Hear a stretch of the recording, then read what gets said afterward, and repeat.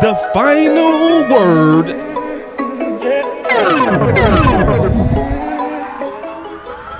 Yep.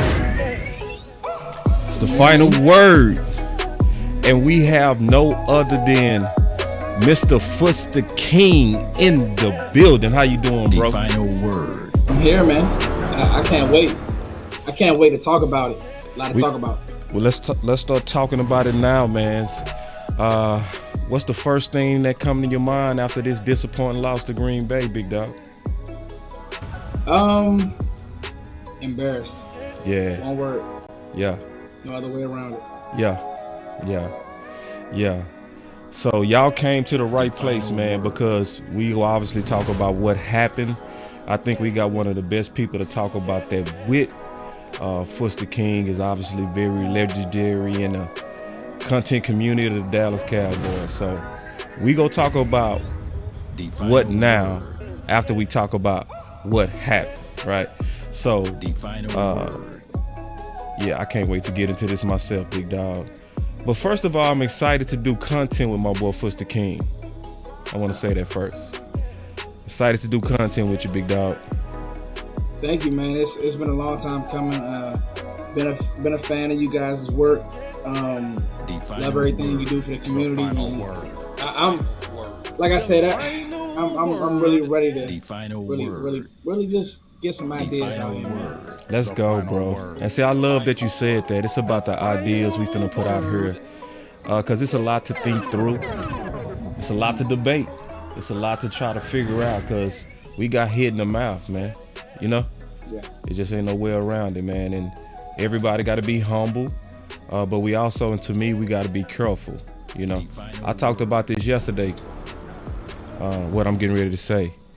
I think we all got to be careful, Foots, of the what I call mob. You know?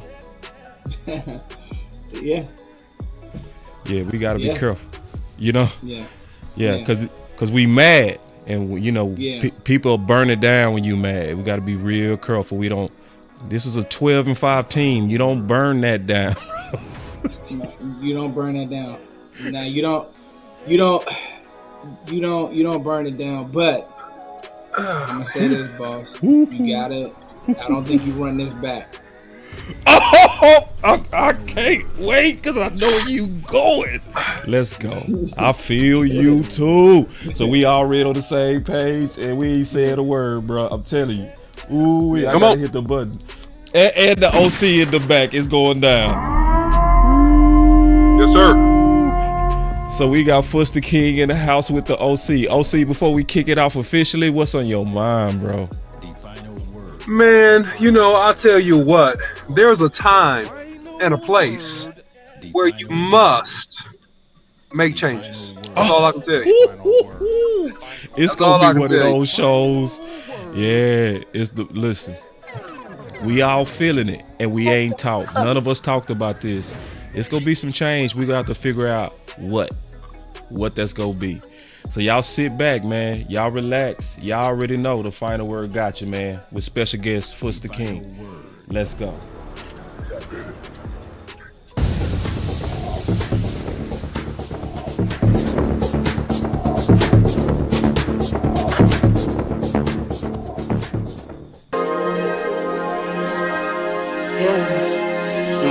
I just wanna run it up. Can we check or something? I've been really in the field letter, I've been really in the field, let her rush, I let her feel. Lately I just wanna run it up. Don't need no deals, I make the deal. Have a ticket to a meal. Lately I just wanna run it up. Can we check or something? Lately I just wanna run it up. Count that too, count it up, count it up. Lately I just wanna run it up. Need them ones, I need them fives, need them tens, I need that change. To the safe, got blues inside. Greens and pinks, it's all the same. I still save and roll my change. Take some losses when I play, charge it to the game. I'm with L, yeah, I'm with T Black, I'm with Reverend now. I'm with Bay, yeah, I'm with Jay, yeah, I'm with Chuck and now. Still the same, not switching sides, now it's about loyalty. You switch sides off for the bag, and that's worth more to me. Nike with designer, I experiment. You just rock what's on the shelf and I'm not feeling it. Search for the one, but baby girl, it's nothing real as this. Can't trust a soul, I keep a hammer, call it too legit. I've been really in the field, love the rush, I love the feel. Lately, I just wanna run it up. Man, let's go. Foots is in the building, the OC in the background. We don't care that it's dark. We don't care at all. All right, Foots, we can finna kick it off with you, bro. Because I know it's something on your heart. You say some changes that need to be made. What's first? You know, man, I'll be honest with you. Just a complete, utter letdown. So I won't even get to the changes. If you, I feel like I can take my time on this one, man. Yeah, take your time. I can honestly say, bro, I have not witnessed a game as a fan where I've seen a team that ill prepared, where the stakes were that high. And I honestly can't single out one position group or one offense or defense, because honestly, special teams was trash too. And the truth of the matter is that does fall on the head coach. When we talk about the preparation talk of it. Yep. You know, all we heard last week was, hey, we don't want to get too high and this, that, and the third. Well, the problem is you came out flat. Yes. Right. And the problem, not only did you come out flat, but you got out physical. Right. And so now, you know, Mike McCarthy's having a powwow with CD after the second drive. And it's like, hey, this game, it's about to be over in the second quarter, dog. We got to play football. We don't have time for this coddling and holding people's hands. You watched 4 games this weekend, 5 games with the 1 on, 2 on Monday, 2 on Monday, 1 on Sunday, 2 on. So that's 6. Excuse me, whatever the number is. I don't even care. Right. There was not a team that looked as flat and ill prepared as the Dallas Cowboys. There was not one team that looked that bad. You could say Cleveland, and you know, hey, Joe Flacco, but Joe Flacco's he's 40, he's a backup. Yeah. He's not an MVP candidate. You can say Pittsburgh, honestly, played with way more heart and grit than the Cowboys could have even dreamed of. Yes. Yep. And so to me, that's a culture issue. Bruh. And you know me, boss, man, you have talked off the record. Yep. I don't spend time trying to be these players' friends on Twitter, on any of that. I don't care. I don't hope whatever the first thing that comes here, 9 times out of 10, I formulate my thought, and that's the problem is these guys don't have any heart. None. You went down 14-0, everybody's head on the sideline dropped. Every single player. Right. So before we get to scheme, X's and O's, because I know we'll get to all of that tonight. Yeah. You have a serious culture issue. Yes. And changes do have to be made. Yes, I jumped on Dan Quinn. Honestly, it wasn't even the San Fran game. The Bills game was bad, and there was a few other games where I started to notice some things that he had kind of tapped out. Right. Game plan and scheme wise, and you know, those Shanahan guys always take them to the cleaners. It never fails. It never fails. But it's bigger than Quinn. I'm gonna say this, and then I don't want to take up all the time. I'm gonna be honest with you. We're not rushing you, bro. You good. Nobody is above evaluation at this point. The quarterback. Yep. The head coach. Yeah. The DC. Yep. The OC. Yep. Nobody. Only person who's probably, and that's because he has given them talent, is Will McCarthy. Yeah. Everybody else, you will be evaluated. You have to. Yeah. The quarterback's playoff record is bad. I'm not gonna, you know, the regular season is good, and that's fine. but there does have to be a discussion about the quarterback. It's not saying that you want to move on, but what's going on? Yeah, like you get what I'm saying? Yeah. This is what is really going on here. I don't have the answer. No, we gonna talk about it. Have a talk about it. We gotta talk about it, and we gonna talk about because it's two things we gonna say all day. I'm gonna say it right now, and I'm gonna kick it to you, OC. We gonna say all day what happened, and then we gonna say what now. We gonna be doing this all day. All right. So all off season. Yeah. For this, well, see, OC, let me start with you, because Foots the King just raised a hell of a point, right? He just came from the top turnbuckles, and he talked about culture. So, OC, what happened, and then what now in terms of culture? Well, we talked about this several shows ago, and at the end of the day is this. Whatever your executive office demonstrates, that is going to perpetuate itself throughout the organization. So if you treat everything like it's business and marketing, then your players start to act like that. Ooh. Your coaches start to coach like that. Yeah. If you have a football first mentality, then that permeates through the entire organization. Think the New England Patriots in their heyday. Think the Pittsburgh Steelers. Think the Baltimore Ravens. Think hard-nosed, tough football teams. Think even, and I hate to make everybody mad, but even think the Philadelphia Eagles, which is why Nick Sirianni will probably get fired. Because that GM is impatient. He doesn't care. He's impatient. If you show subpar performance, he's getting rid of you. He doesn't even care if he just paid you. So everything has to start with the top and the mentality of the leadership. And it's one thing to say winning is important, but there's another thing to act like winning is important. One of our ex-teammates in college, we were getting ready for 2 days, and you remember this, boss, and he's our guy. He's our boy. I won't mention his name. But he said, man, I'm trying to lose some weight. And then he ate a big old Twinkie. Well, I mean, what do you want? I mean, your mouth says one thing, but then your actions say another thing. Right. And so, unless it's mouth and heart agreement, you're not gonna get nowhere in life. You can write that down. That was worth you getting on the show. Ooh. And so, what happens in this organization is that the mouth says one thing, but the heart is in another place. So, as it relates to Mike McCarthy, to extrapolate on him, the bottom line is this, man. He has a problem with low testosterone. And I said this before. And the blue pill Wait, you start breaking up, OC. Wait, OC, you started breaking up. You sound like you said something about the blue pill. Oh, yeah, can you hear me? Yes, go. Can you hear me? Yes. Yeah, so I'm saying this. I'm saying in the playoff games, think what happened a couple years previous to this. They came out with the boom box in our home stadium. Yeah. And put it on us. That's the San Francisco 49ers.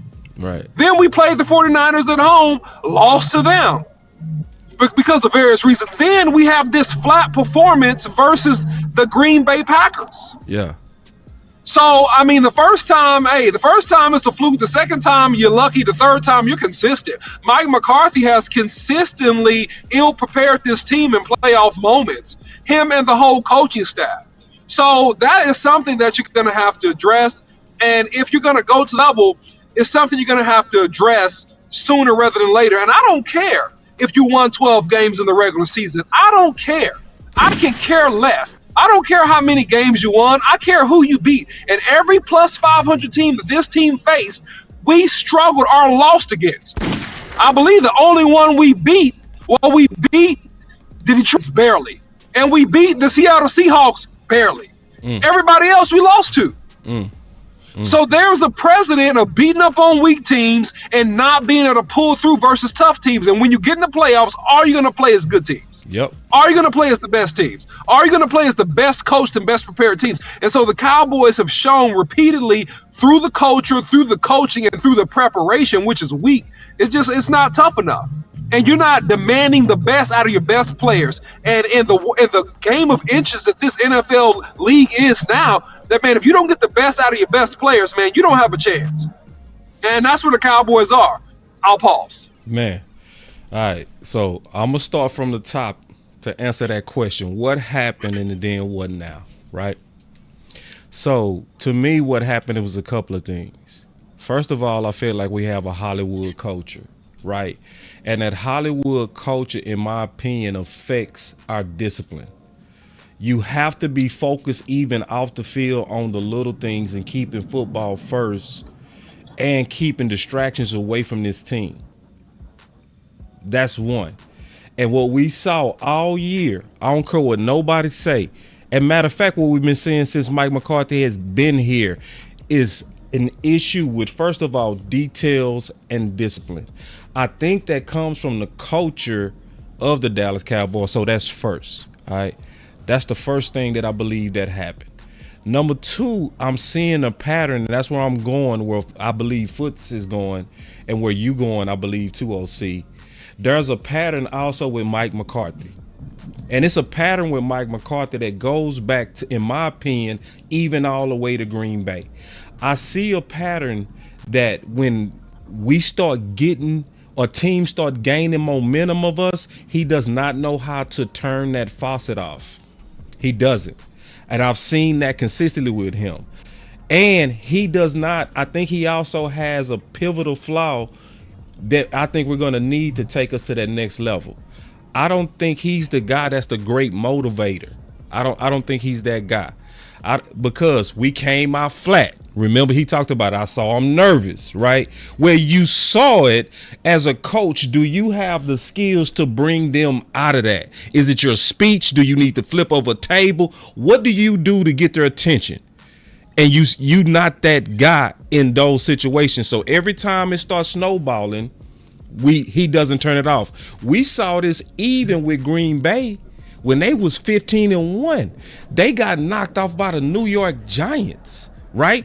Who barely squeaked in. That loss was worse than this loss, and it was under Mike McCarthy. And everybody remembers the Dez catch. We all remember that. We all cried about it. But the very next week, they had to play Seattle.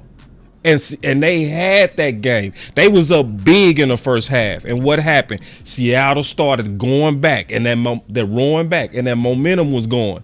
And he couldn't turn it off. And it to me, I don't see his ability to get these guys to really believe his voice. And if that's the case,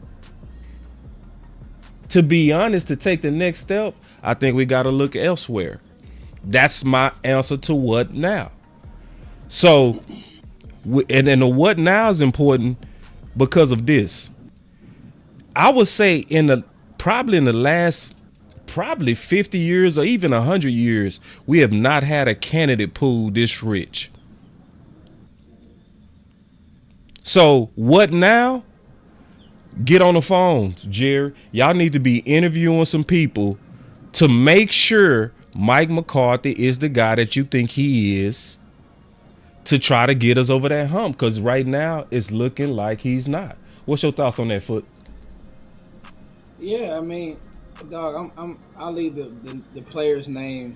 I won't put his name out there, but put it like this: I was told that the Cowboys were soft. The players are. Okay, that in that game they are soft. They were soft. And I mean, I'm not breaking news there, because I mean, you guys follow and watch football. Right. They play soft. Right. And when they went down, they laid down. Yeah. And I don't want to see the empty stats and Dak throwing for 400 yards and none of that matters. Right. This isn't a knock. It's not a knock on Dak or anybody. It's just the truth. And so what happens is, it's like you said, you need to get somebody in there who holds everyone accountable. Right. The problem is that fans won't understand why, and I'll say his name, J-Ron Kurtz probably wouldn't have played this year for Bill Belichick. Facts. Unfortunately. It would have been Wanye. It would have been Wanye. Yeah. Because he gives us the best chance to win. Right. Not this is my buddy. My guy. He was with my me guy. Plays, yeah. He's a good. No, it would have been. Hey, this 30. he plays the best football. He gives us the best chance to win. Yes. So, you know, we gotta understand that when you're looking for the coach that I think we all may want, right? Mm-hmm. This is what comes with it. Yes. Ooh. You get what I'm saying? Bill, he's not, you know, one of the more criminal things that I thought about, boss, I'll be honest with you. The fact that Israel Mukuamu, and I tweeted this today, he was in a doghouse that bad that he couldn't help you on the field. Right. That, to me, is insane level of work. Yeah. By this front office, this team. Whatever happened, I don't know. I know when I watch Israel play football, though, he's good at football. Right. And so you didn't play him all year. Yeah. Maybe a few snaps here or there, special teams, garbage minutes. After you saw this guy be a contributor in a playoff game. Right. Two playoff games. Right. 2. Like, it's not adding up. And the problem is, me, you, OC, we do have a voice, believe it or not. Yeah. And the only way, I feel like, put pressure on these guys. Yes. Put pressure on the quote-unquote big names and whoever, because you guys aren't asking the right questions. It's the buddy system. Oh, let's think it through. Yeah, think it through. I'm not saying blow up everything. You're a 12-5 team. No. But you can't run this back. You can't run this back. You can't run this back. Like, you can't say, talk, hey, coach. And it's not just Dan. Like, you can't just say, oh, you know, hey, there was a few things we could have did better. Nah. No. Like, that was an embarrassment. You didn't belong in the field with Green Bay. Bruh. That's a real issue. Yeah. That's a real issue. It's not fake at all. So, you already said it.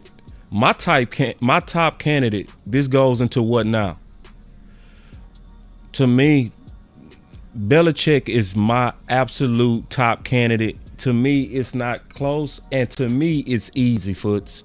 It's easy. Why? Because he comes in with a reputation that's anti-Hollywood. Yeah. He has demonstrated that he is very no nonsense. And his teams are always, not sometimes, always disciplined. Yeah. What was hurting us more than anything? Discipline.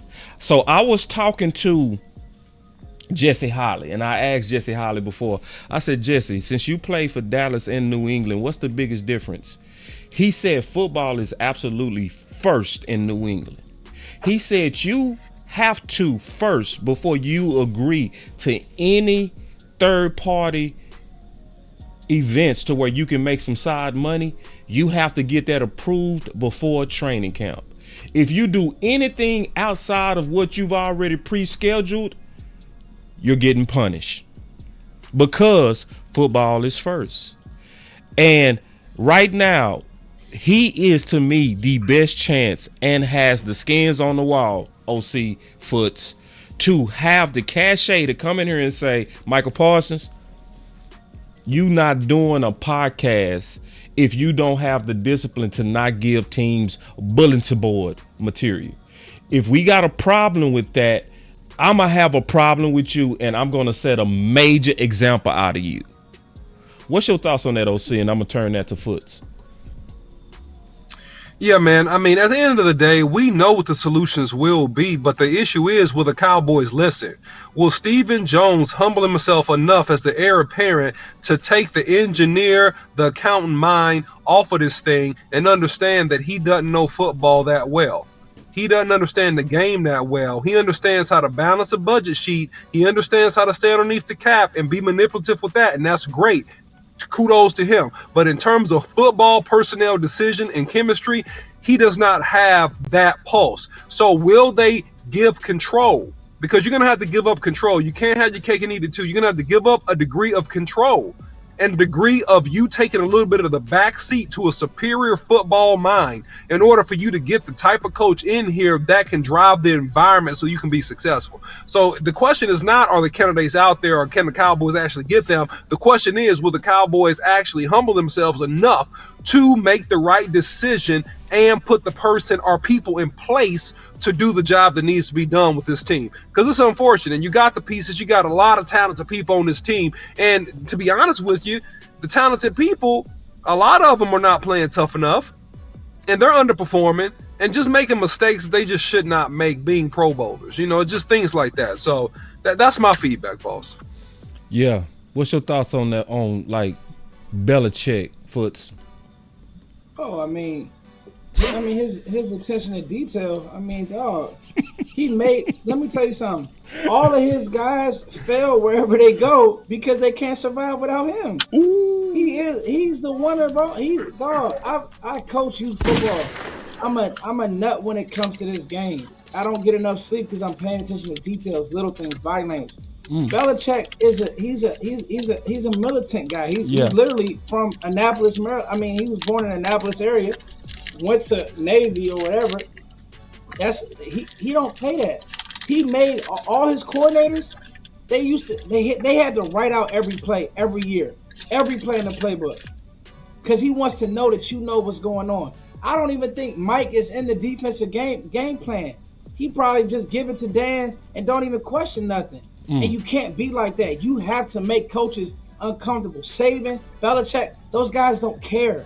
Right. You got to make your coaches uncomfortable. If you're not uncomfortable, you can't coach with me. Yeah. But they don't, and you'll appreciate that, OC. These guys we've gotten so far away from that. And you gotta understand, the reason why Belichick and the Patriots weren't good is because they didn't have talent. Will can get you guys. Yes. What scheme do you want to run? He can get you talent. He can get you talent. The rest is on these coaches. Right. You get what I'm saying? I tell people this all the time. I do believe this is a theory that I've been coming up with. Football changes every 5 to 7 years. It shifts. Yes. Back forth. Passing, running game. Yep. Hello. Little linebackers, big linebackers. Yep. Bruh. Hello. Now, what's happened? From about 2016 to, I would say, 2022, throw, whatever. Yeah. Right? Mm-hmm. Now we starting to see teams that are in the playoffs. San Fran, Detroit, Baltimore, better teams. What do? Play defense, run the ball. Right. Play action. Right. Look at Detroit's linebackers. Look at Jack Campbell. Yeah. Okay, somebody I covered. Look at these guys, bigger linebackers, bigger bodies. Yes. Okay, a team that just beat you. They knew they could run the ball on you because you got these little guys in the box. Yes. Ooh. So one of the leaders of that was Belichick. He didn't mind running the ball 50 times a game. He don't care. How are we going to win this game? And so I just say all that to say, I think that Belichick would be great. I mean, the attention to details. I mean, this is a guy who had Sean McVay wanting to retire after they played in the Super Bowl. Yeah. Because he couldn't move the ball. Yeah. But that's what a real coach looks like. Yeah. It's not, I mean, I don't believe that Mike, I'm going to tell you right now, I don't think that Mike was, I think Mike may have sat in defensive meetings, right? But was he giving any thought to anything? Right. Maybe, let's run cover 3, but was he, see, that's not how Bill operates. Bill is going to ask the tough questions. Yes, the details. And then it's going to go back to, well, hey, if you want to run this scheme, why do you have Jaron Curse at free safety? If we get in this position. Oh, boy. That don't even make sense. Some of this stuff don't make sense. Man, it don't make sense. Jaron Curse has never been a guy on the roof. What are we doing? What are we doing, bro? See, Fuss, this is why I got respect for your content, bro. It's only few people that was truly calling out Dan Quinn when it wasn't popular. And I remember you doing it. And first of all, I want to do this because I'm very impressed with what just happened with Foots and him breaking down the history of the cycles of the NFL. Most people, let me give him a yoga for that. Dracarys.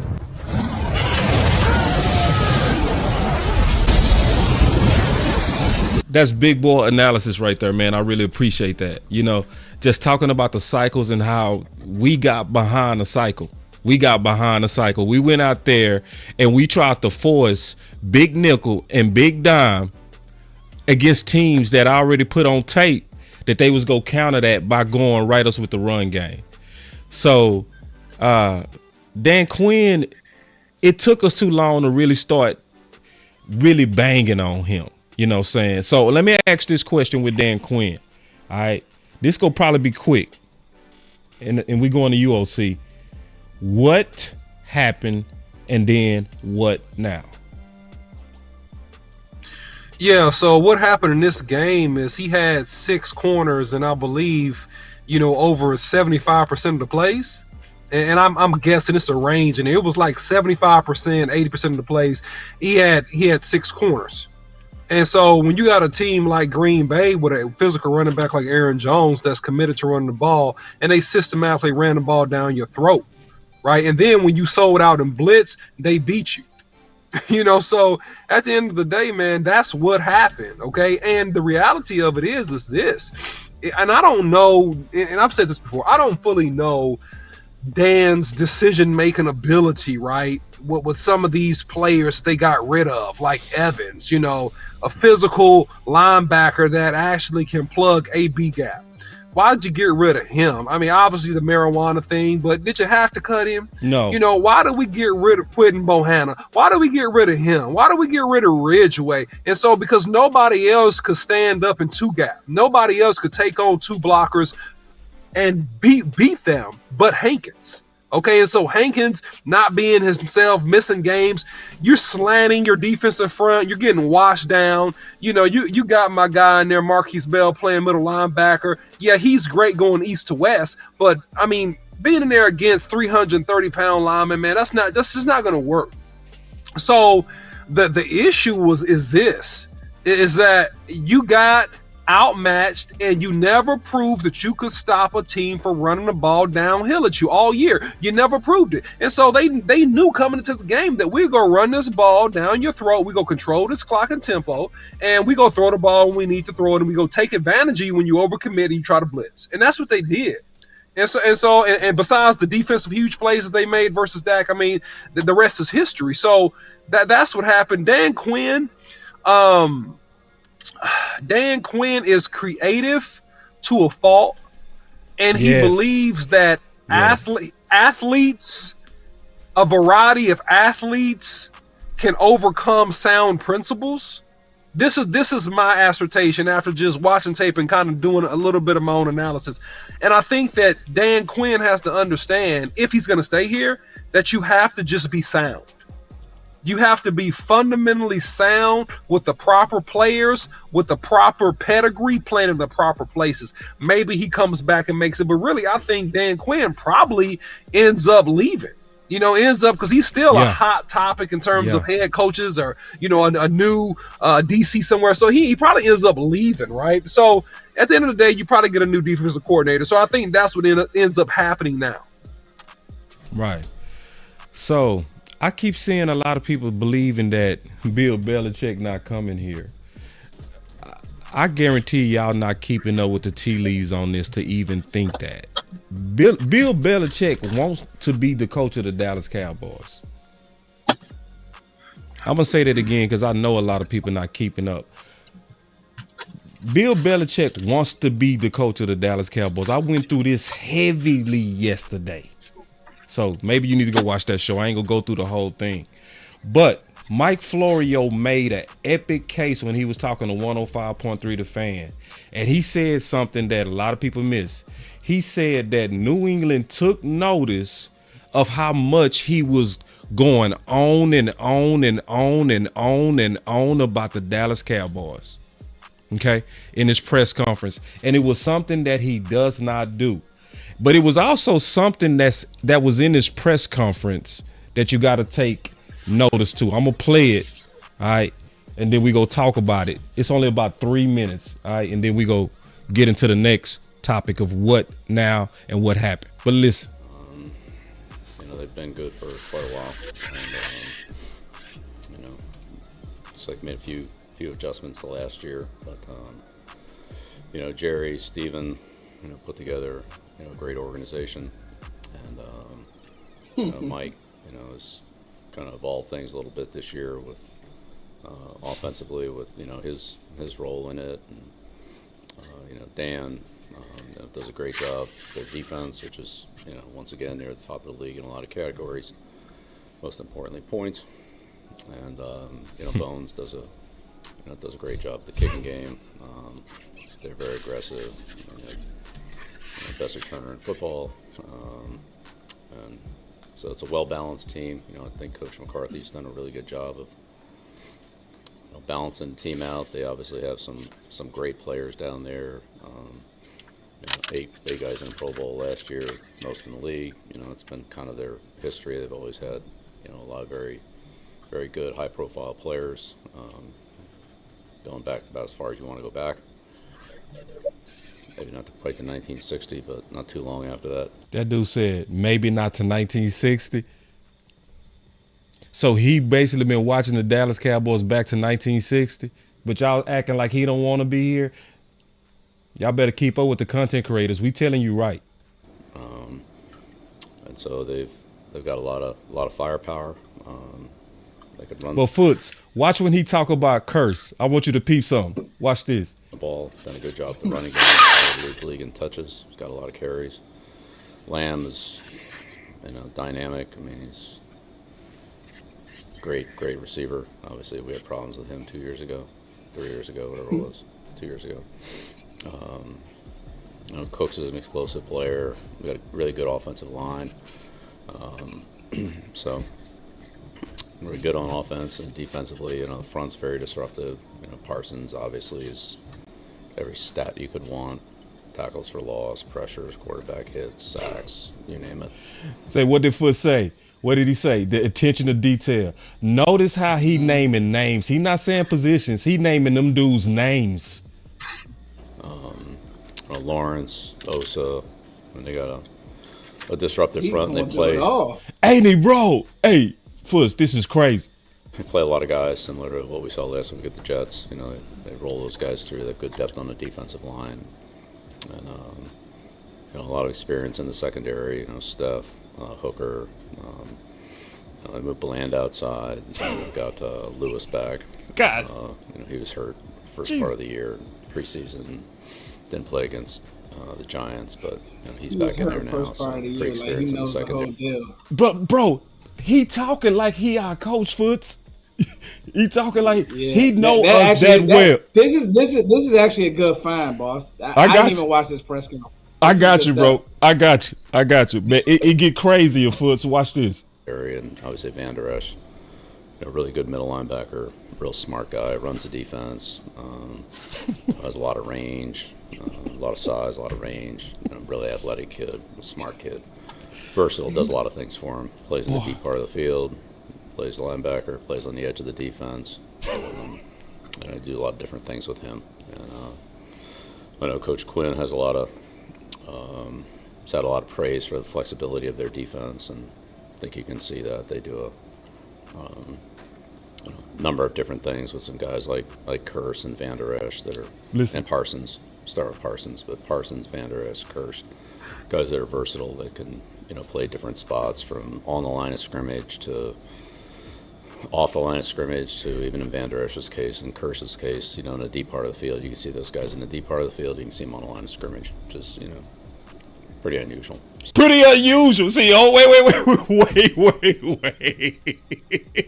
Say, Quinn, you got a problem with one of the goats of defense say, hey, man, what you doing is unusual, Foots. Am I tripping, Foots? No, dog. I'm gonna actually go watch this. I mean, I'll see you to watch the whole thing. Yeah. I mean, I think Dan got caught trying to do too much. Yeah. So we're not gonna take away what he was able to do with this defense in 3 years. Yeah, he did well. But we won't do it. Right, there's a but. Right. Yeah. Right. The problem is when he runs into those Shanahan guys, man. It was a playoff game in 21, right? Come in here, a lot of the same stuff. Right. right? We talking about the same stuff. Play action overs, play action post, play action leak. I mean, this is what they do. Back to the defense, play action. That is who Yep. Shanahan's tree is. This is what they run, guys. Yeah. 13 personnel, 12 personnel. They will find the personnel groupings that give you stress and spam it. The flip side to that is when you mess them up, like Bill did to Sean McVay in that Super Bowl, they have no answer. None. Right. I've seen Mike Shanahan's teams and I'm gonna tell you, Mike McDonald put on a masterclass with how to defend that stuff. DC from the Ravens. Yeah. Masterclass. Yeah. But if you don't have an answer, if you're just gonna sit and cover 3, and then or just play drop 8, you're dead. Right. Dead. Like you're gonna have to switch it up. You're gonna have to do different things. Get hands on those guys. If you just want to sit and zone, you're dead against that stuff, and it just feels like, it almost was like game plan wise for Quinn. I'm gonna be honest. It feels like he checked out. Didn't. Yeah. So I'm gonna say this. It feels like Quinn said, to make it look like I tried, we're gonna run zone, but I don't have a real game plan. Yeah.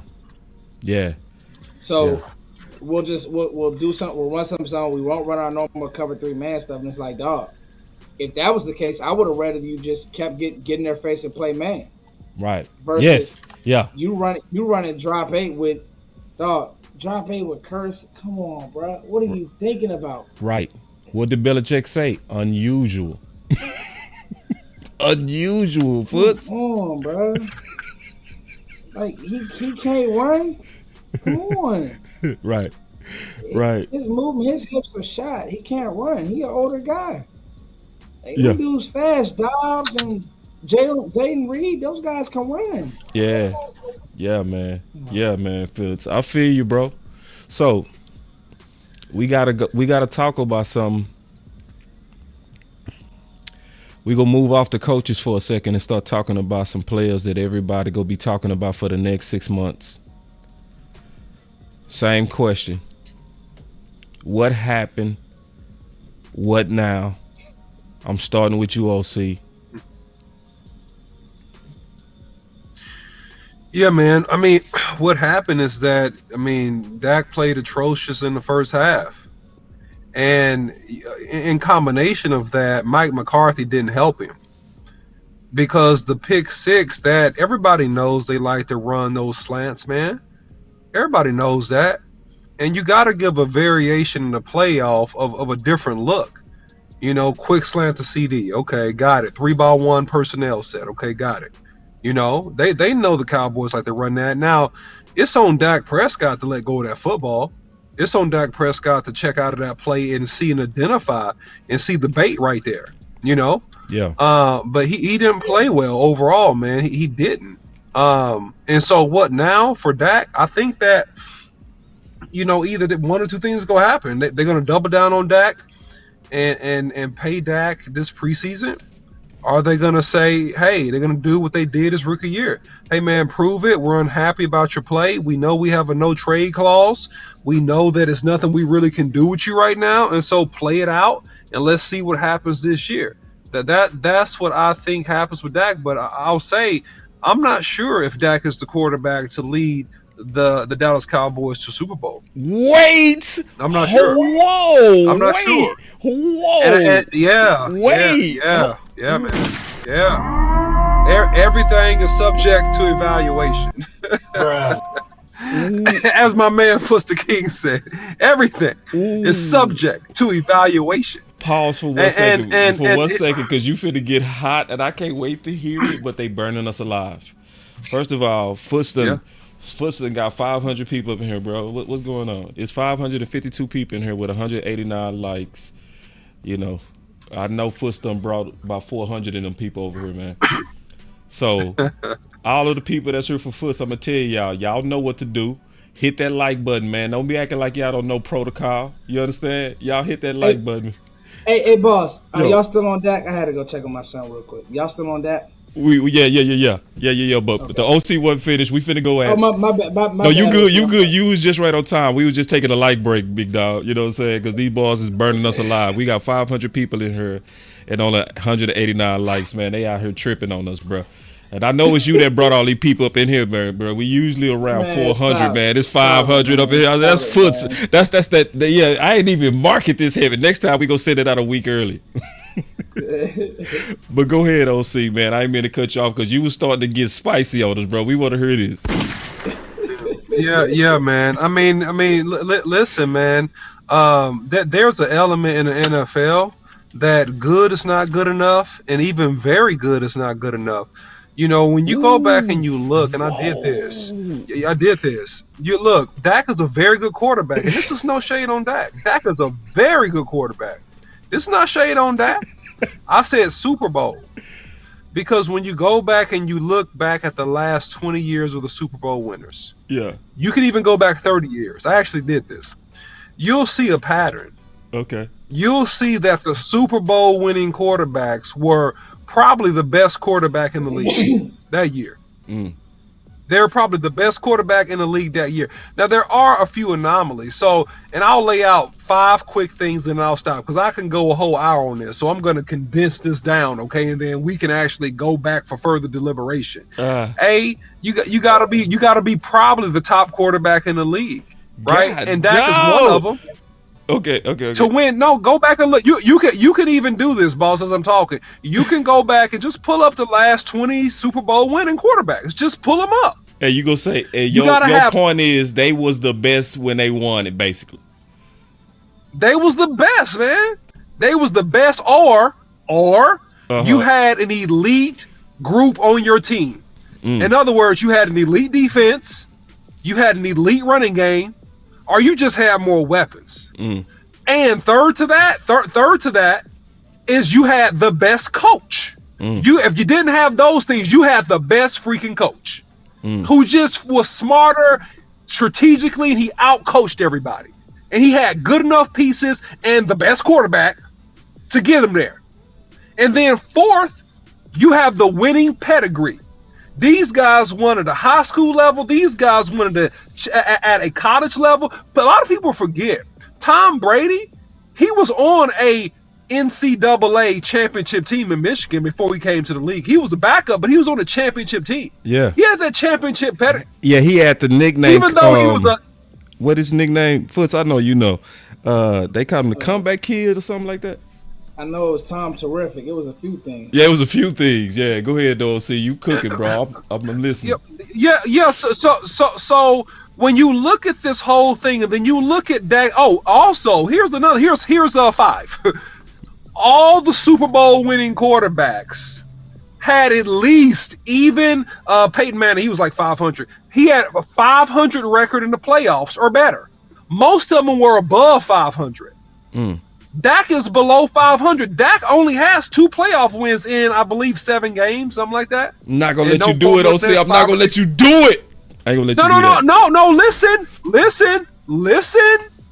I'm giving you data. This is all I'm giving you, okay? And that's you what chop I it up hate. however you want. I'm giving you the stat analysis, and you know how I feel about stat analysis. You know how I feel about that. I'm gonna give I'm gonna give you context. All right. Look at the last 3 playoff games. Okay. Look at the last 3 playoff games. Yeah. Dak has not, and that we lost. Dak has not come up big in any of those games. Yeah, it's been 1-1. Dak has not come up. Dak has not come up big versus San Francisco the first year. Dak threw 2 picks last year versus San Francisco. Dak threw 2 picks this year versus Green Bay. There's a pattern here. And I'm not hating on Dak. This is real analysis here. Dak, in those big moments, Dak has pulled himself up by the bootstraps. Dak has overachieved versus what most people think he would even accomplish. Dak has done great. All right? No hate or shade on Dak Prescott whatsoever. But I have serious doubts. If he's the guy that's going to get you that Super Bowl ring. Is he a guy that can get you to the playoffs? Yes. He got it. Maybe can get you to win the playoffs? Yes. We haven't even made it to the NFC Championship.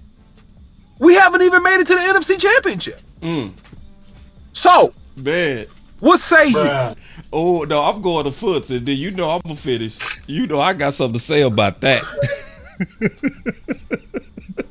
Foots is on you, big dog. Talk me off the ledge. Tell me I'm crazy. Foots. Talk me off the ledge. Foots Tell me might I'm not be crazy. able It's to hear okay me. if you think I'm crazy. That's I fine. hear you. All right, I got you. I'm letting OC. I mean, because I'm gonna be honest. Anybody who I made my chat. So the first things that I've ever said about Dak Prescott was he would be a steal for this team. Really good player. Right. So I've been very fair. But I think nobody. I said it when we first got on. I don't know if OC was on. When I say nobody is after that. Yes. That loss. Yes. When I say nobody is above evaluation, everybody gets called into the principal's office. Everybody. Including the Dak. quarterback. Yeah. Because the problem is this. There is now a conversation that has to be had that says, man, are you nervous in these games? Yes. Is this too much? Is the pressure of playing for this team too much for y'all? And if so, what do we need to do, or can you not handle it? Right. And it's not a situation of, well, I just had a bad game. Because now I know you say you don't like stats and data analysis. I don't either. I don't. Not alone. Not alone. And I'm with you, boss, because I'm the same. But I don't want to start just playing a stat game with people. Because okay, what do your eyes tell you? Right. Well, I hate to say this, and that's why I rock with you, Foots. I didn't mean to cut you off. That's why me and you are like brothers. Because I know you do that too. I watch your content. You look at advanced analytics, but you're an eye guy. I'm an eye guy too. Go ahead. Yeah, I mean, my deal is this right here, boss. My eyes tell me that. Guess what? The NFC just got better with Jordan Love, so now he's in your way. Yes. Okay. Yes. My eyes tell me that. Hey, guess what?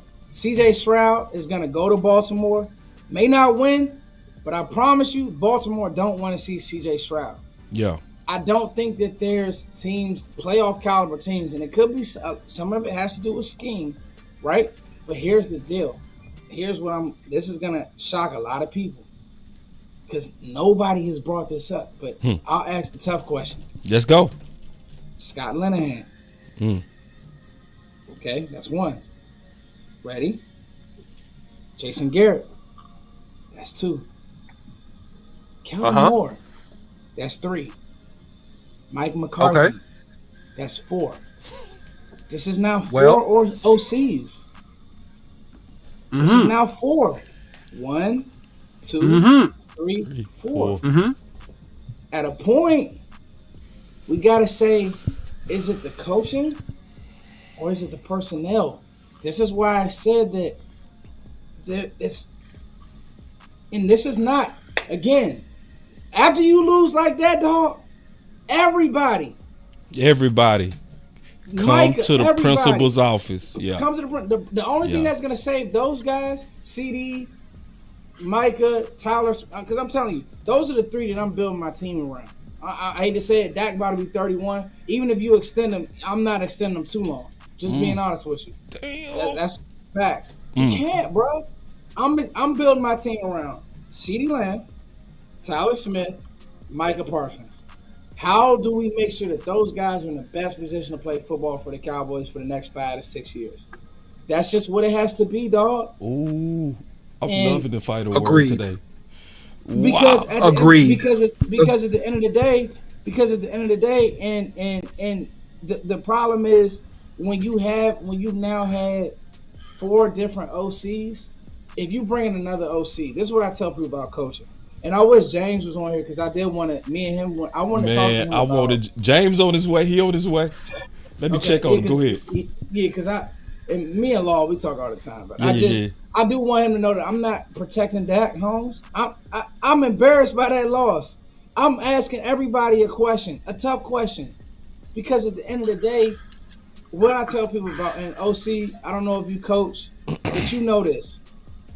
Systems 9 times out of 10 take about a year to 2, right? Yeah. To be built. Yep. Yeah. Mike probably killed himself by letting Kellen run it. Yes. When he was here. Right. That was probably Mike's biggest mistake. Biggest If mistake. you go get one of these Shanahan guys, who's to say that they say, man, you know what? I don't want to come in here and undo some of this stuff. Because all those Shanahan guys think alike because they all come from the same tree. Because Shanahan is like Belichick in that way. He wants you to know details. You got to coach the details. That's how it has to be. We only have one really legendary coach from our tree, the Cowboys tree, and that's a Bill Parcells tree, and that's Sean Payton.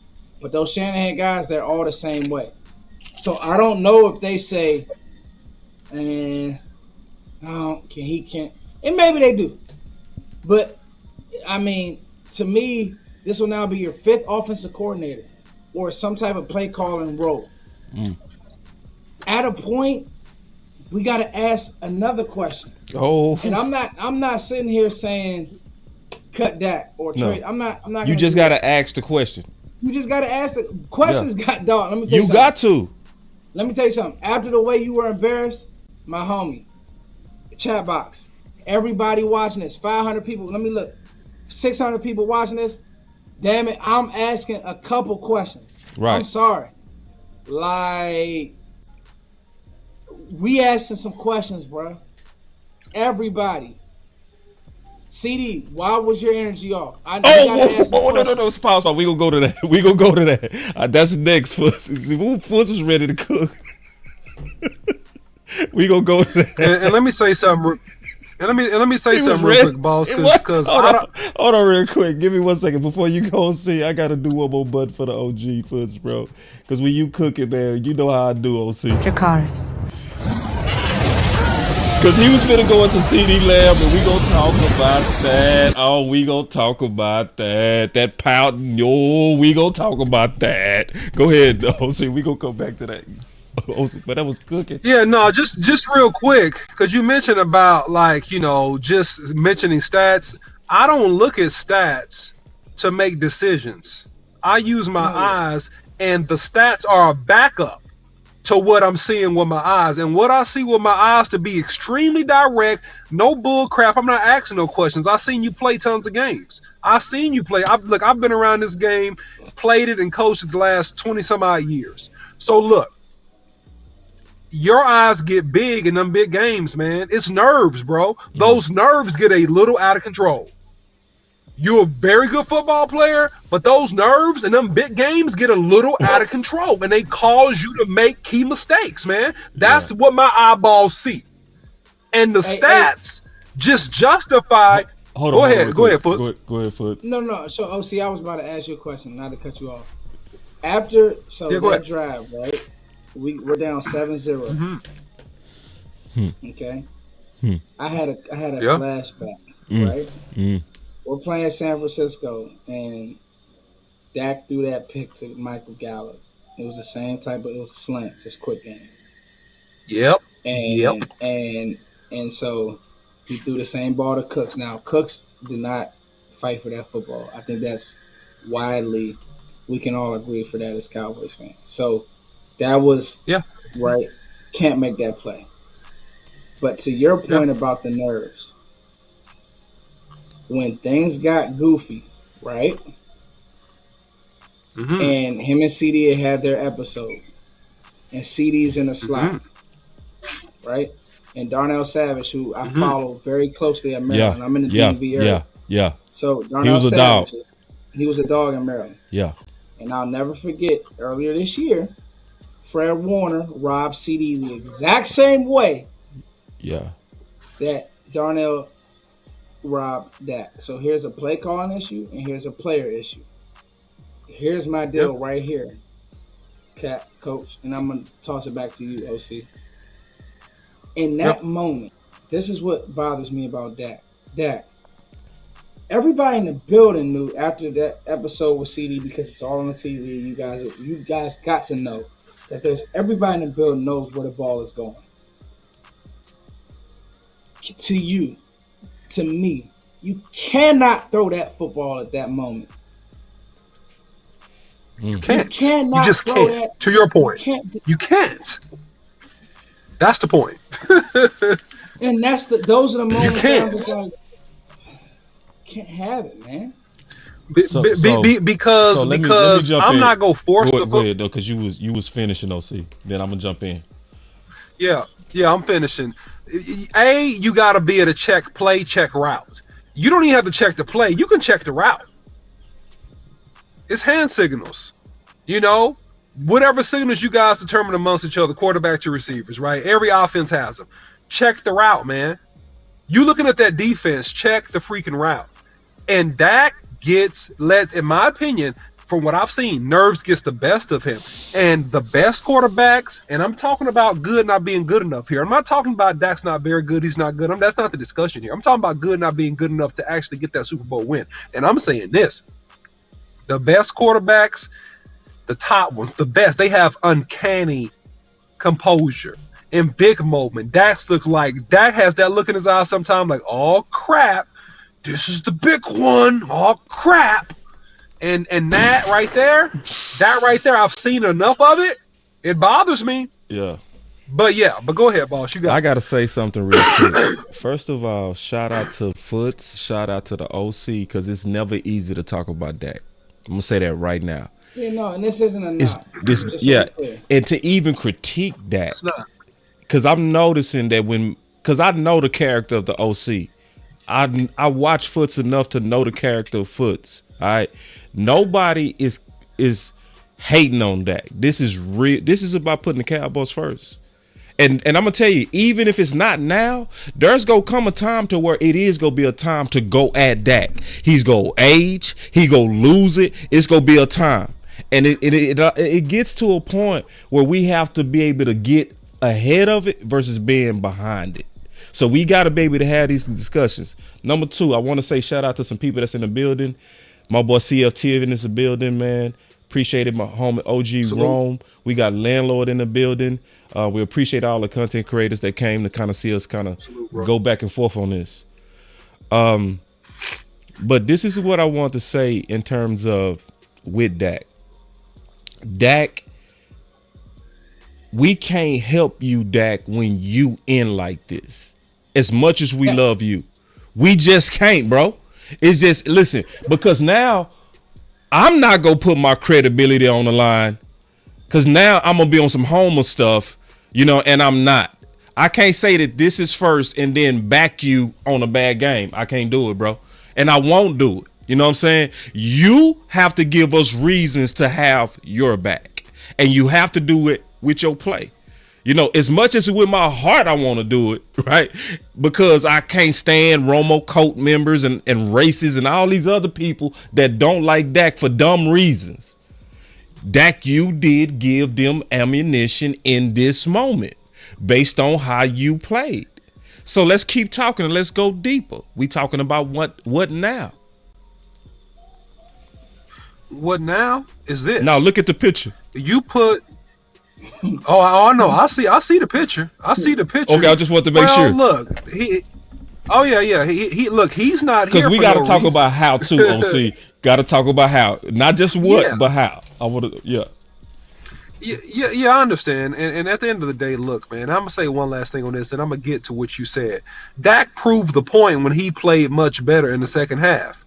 He played better and completed the football and threw touchdowns to Ferguson. It was no pressure at that point. We were already getting blown out. Was loose, yeah. When the pressure got lighter, he loosened up. He started to play better, but not the pressure was gone. The game had got blown open. So that's even making my point even more. But to your question, Trey Lance is a guy that has a lot of talent, man. Is it a quarterback competition? If Dak is here, I doubt it, because this is the coach of the Cowboys. Dak is going to be QB1. Dak is a keeper. This is a keeper throwaway situation. This is not a competition between him and Trey Lance. I seriously doubt that, unless Dak gets hurt or something like that. You're not really going to see that. Should Trey Lance get the opportunity to compete for QB2? Absolutely, he should. I think he's a young, talented guy, and I think that, really San Francisco probably gave up on him a little bit too early, like in the second year, and he's just a guy with a big arm and a guy that can run and is just super athletic and has a cannon of an arm. Yeah, so, he has all the physical attributes, but at the end of the day, you put pressure on Dak, by a coaching change, right? And a culture change is the best way to put pressure on Dak. Or either you decide to let him ride out his last year and you're not going to re-sign him. We're going a different direction. I mean, that's what you do with those one or two things. Can I jump in real quick? Of course. Is Law on there or he just? No, I just put his pitch up there because I didn't want that empty space. I'm still waiting on Big. He's supposed to be coming in. Go ahead, though. So, I saw somebody say something about what Kurt Warner said, and I want to make this very clear. I don't care. I don't care what Kurt Warner has to say. I don't care what QB School has to say. I don't care what these people after the fact who watch film. Because they're not in the hut. They don't know what's being asked. So my problem is this. You can't give a player the credit when he's doing well. And we know, like I was out front of that. And I still think that was the MVP of the regular season. Right. That's the regular season. So I'm not going to be a hypocrite in that way. Yeah. But my problem is this, right? My problem is we watch Dak do so much at the line of scrimmage. Okay? We do. We watch him control the game and look at coverages and call out things. And here we go. Yep. Oh, easy. Here we go. Right? But the problem is this. Then when it's bad, we say it's everybody else's fault. You can't do that. No. Which one is it? Right. And again, I'm gonna make this clear. And shout out to my guy CFT, man. That's my dog. Yeah. I want to make this clear. I'm not this offseason, I'm not letting no player off the hook consistently. The platform I have, you don't like it, don't follow me. It's cool. You don't have to agree. Because guess what? When Dak isn't here, I'm gonna be a Cowboys fan. That's right. That's right. That's just it. Huh. Those are my dad's Super Bowls. Those aren't mine. You see what I'm saying? That's why I'm a Cowboys fan. So at the end of the day, I'm gonna speak because I'm gonna tell you. These are the conversations that everybody wants to build. This is what Bill's going to ask. Because Bill is going to chop the playbook down. It is going to be, you want Bill to come in here? I'm telling you now, you're running that football. Yes. More ways than one. Right. So that's what it's going to look like. Get ready. Right. But, to me, you know what I'm saying? To me, boss, don't give me Kurt Warner. Don't give me, because I'll be honest with you, we give Dan Orlovsky a lot of hell. He came out before the game and said that Jordan Love would outplay Dak. And guess what? Jordan Love outplayed Dak. Yeah. It's just the facts. It is. In order for you to grow, if you when you go to a therapy session, they say, tell me the truth or you're not going to grow. If you start leaving stuff out, you start only talking about what your partner did to you, you don't talk about what you did, and don't have those embarrassing moments, then it's not real therapy. It's a lie. Yes. Let's not tell lies to ourselves. Right. Do we realize? I don't know if we realize, right? I don't know if we realize in a year, it'll be year 10, bruh. Yeah. Next year, Dak was drafted in 2016. Next year will be this year will be 2024, 2025 season. Yeah. Come on, boss. Yeah, no, I'm with you. I'm just saying, like, I'm not saying you cut the guy today. No, you can't. You have a plan. You can't. But I'm gonna tell you this. I want to see Trey Lance in the preseason. Yeah. And you're not gonna be able to draft the guy this year because you don't know where you'll be. But everybody needs to feel uncomfortable. Let me just say that. Yeah. The whole giving a vote of confidence and I believe Dak can win a Super Bowl. Well, Jerry, your belief is off because we haven't been to one. So we need to try a different approach. This is what I mean by the tough. When I first got on this show, I said the tough questions have to be asked. Right. Dak, I'm letting you know now we love you, but we are going to bring in competition. Yeah. We are going to bring in a coach that's not your friend and that you love. I always say you wasted years with Kellen Moore as his OC because they don't fear him. Yeah. They look at Kellen Moore like, bro, I took your position. How can you listen to somebody who you better than? Yeah. And you know that you better than. Yeah. Hold on real quick. Mike burnt himself. And, my bad. No, you go. You killing it, bro. I'm finna call wrong. Go ahead, though. Yeah, and I mean, and Mike burnt himself, honestly, because he should have took the offense when he came in. So that's that.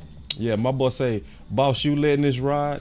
Hey, I'm not Dak Prescott defense. I'm not his defense attorney. I'm not.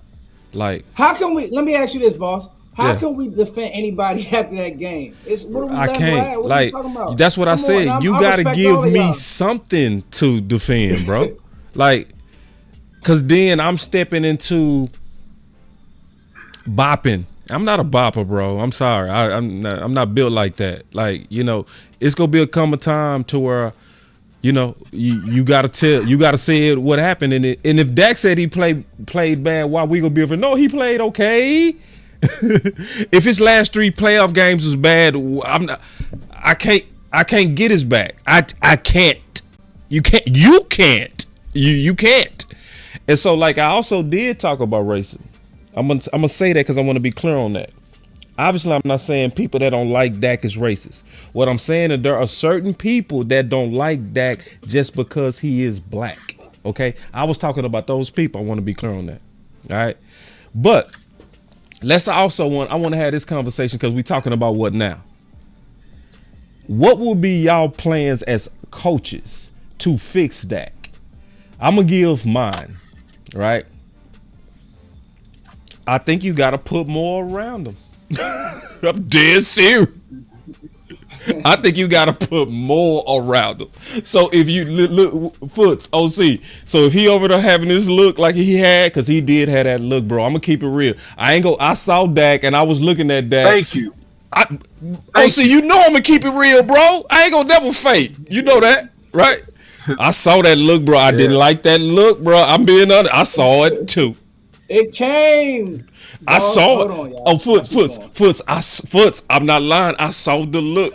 The look. You know the look. Oh, Foots had to step away for a second. Man, I saw the look.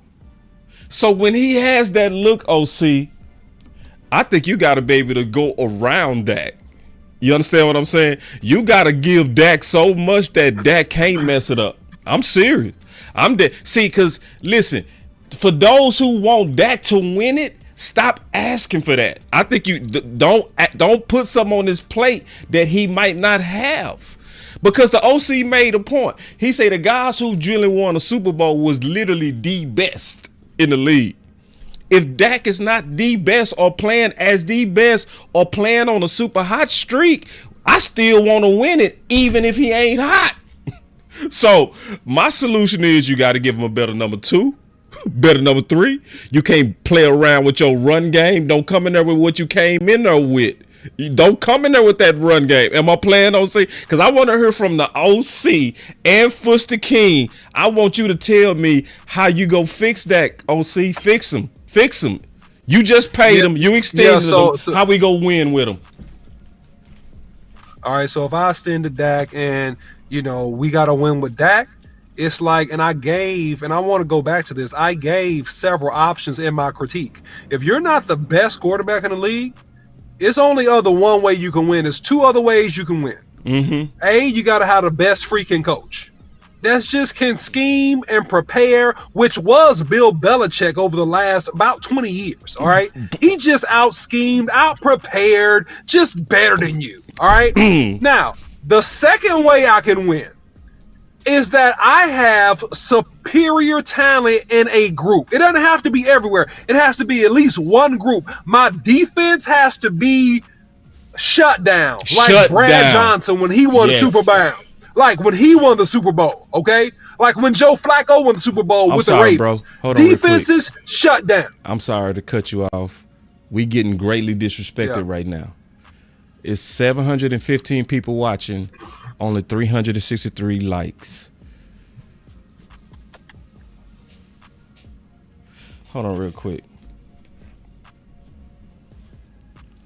So, I appreciated so many people in the building.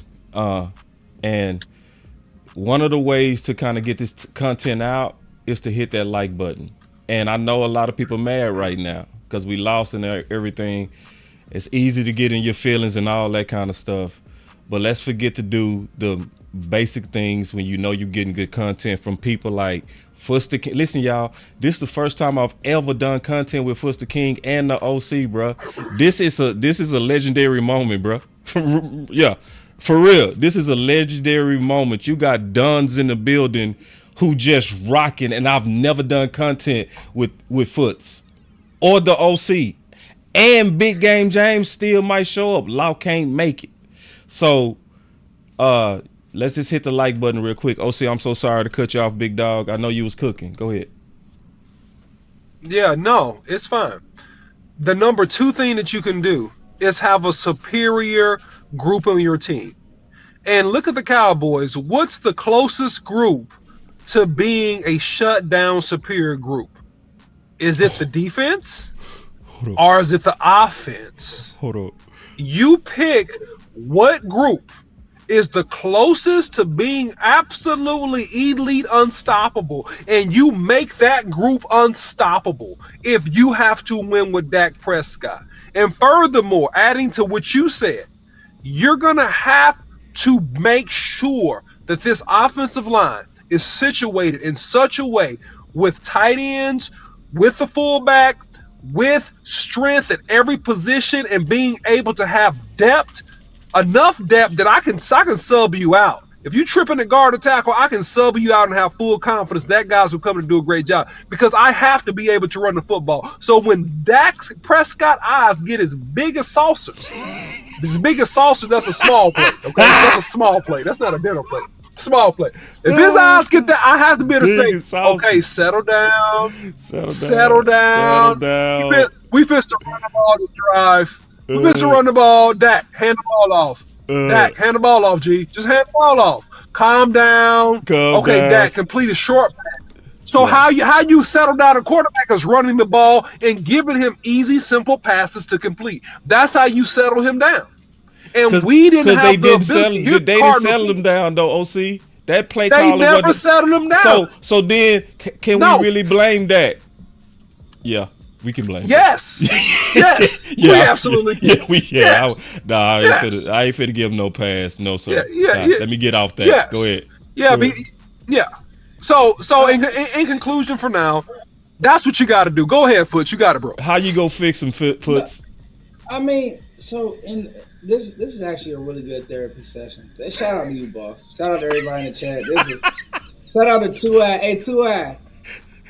I didn't want you to think I was hating on Dak. I'm not hating. This is the problem. Right? You talking about? Oh, that's Aisha. Yeah, that's my dog, man. Like, I think we all have a common goal. Yes, right? Yeah. And that's just, I want to win ball games when it matters. You know what? I think everybody in this chat would have said, "Hey, get me to an NFC championship. I'm okay." Yeah. Right? Don't go out like that. Not like that.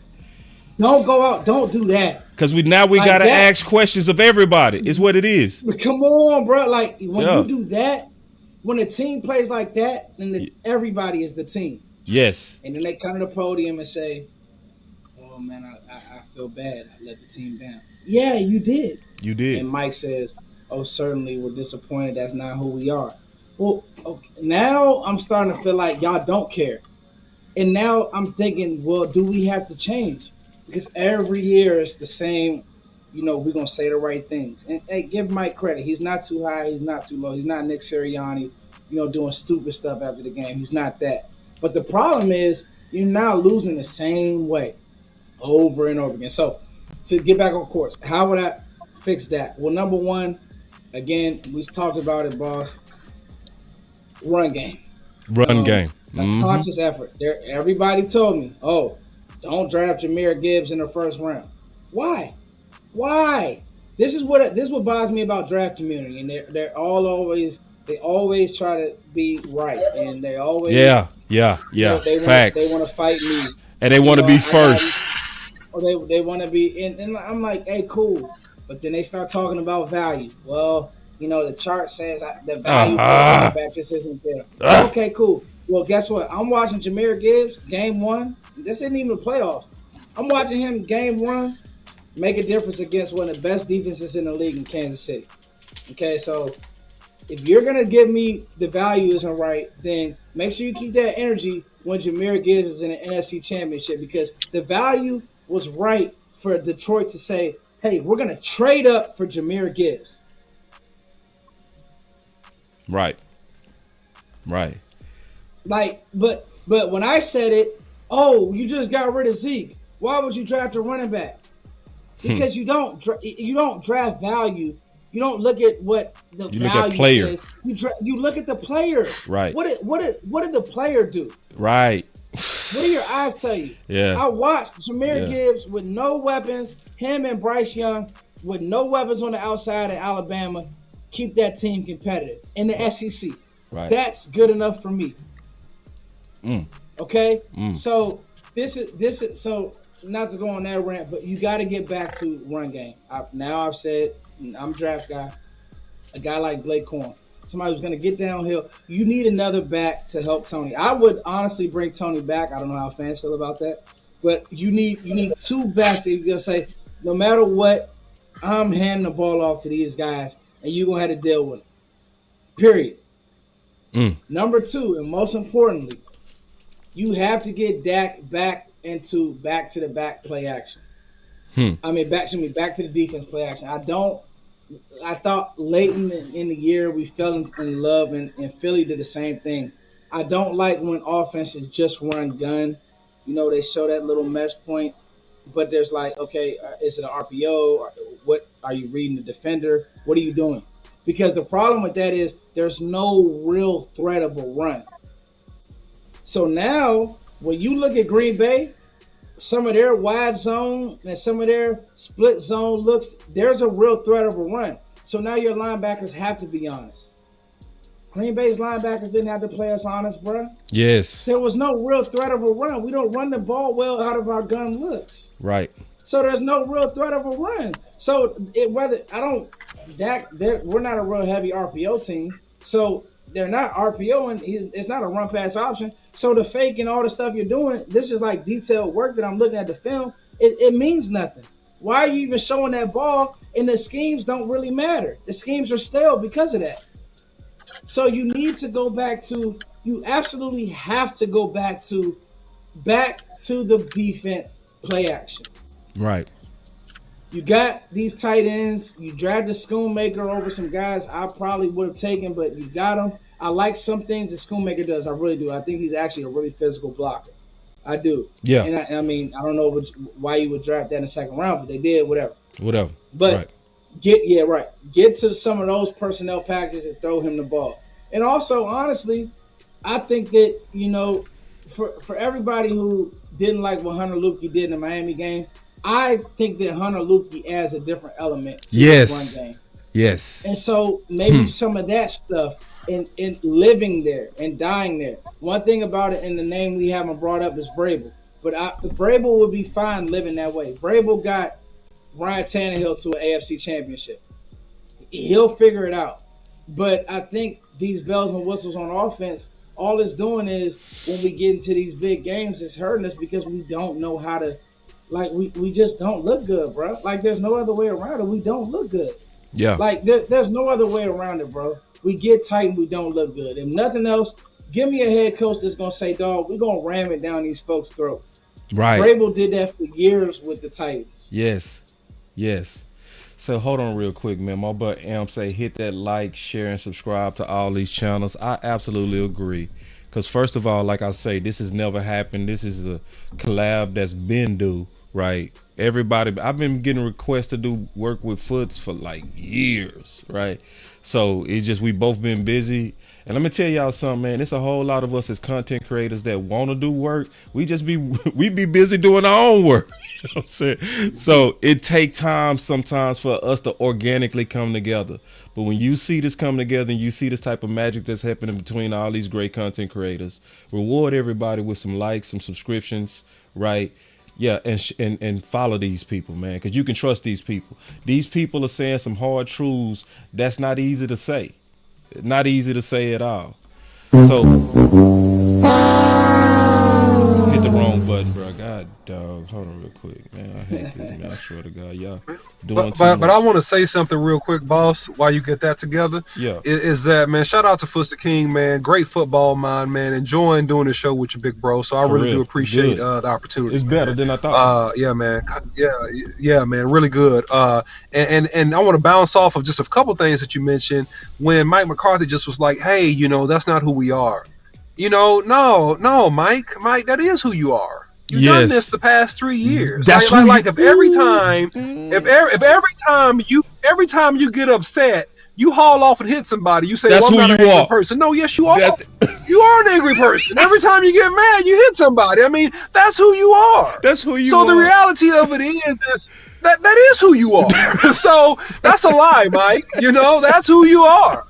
And we knew and understood that, hey, they were going all in with Tony Pollard. They were not bringing back Zeke. And this is why the boss and the OC said, if you follow us when we do draft content, hey, man, get you a powerful guard. Get you a guy that can play guard and tackle. Get you Osiris. Get you somebody that can actually be a role grade and open up some holes. Because at the end of the day, it's fine if you bring back Tony Pollard, bring him back for a very budget-friendly contract. It's been some tread knocked off his tire the last couple years. That elite burst, man, that he had when he was splitting carries is not quite there. He's resorted, smart to him, of putting his shoulder down and trying to run over some people. Because he's not confident in that burst to get around you. And I like this. When it comes to running backs, I like fresh meat. Give us some fresh meat. We said last season, look, if you're cutting Ezekiel Elliott, get one of these backs. It was 8 or 9 backs in the draft last season that could have came in and helped the Cowboys. We got none of them. No offense to Deuce Vaughn.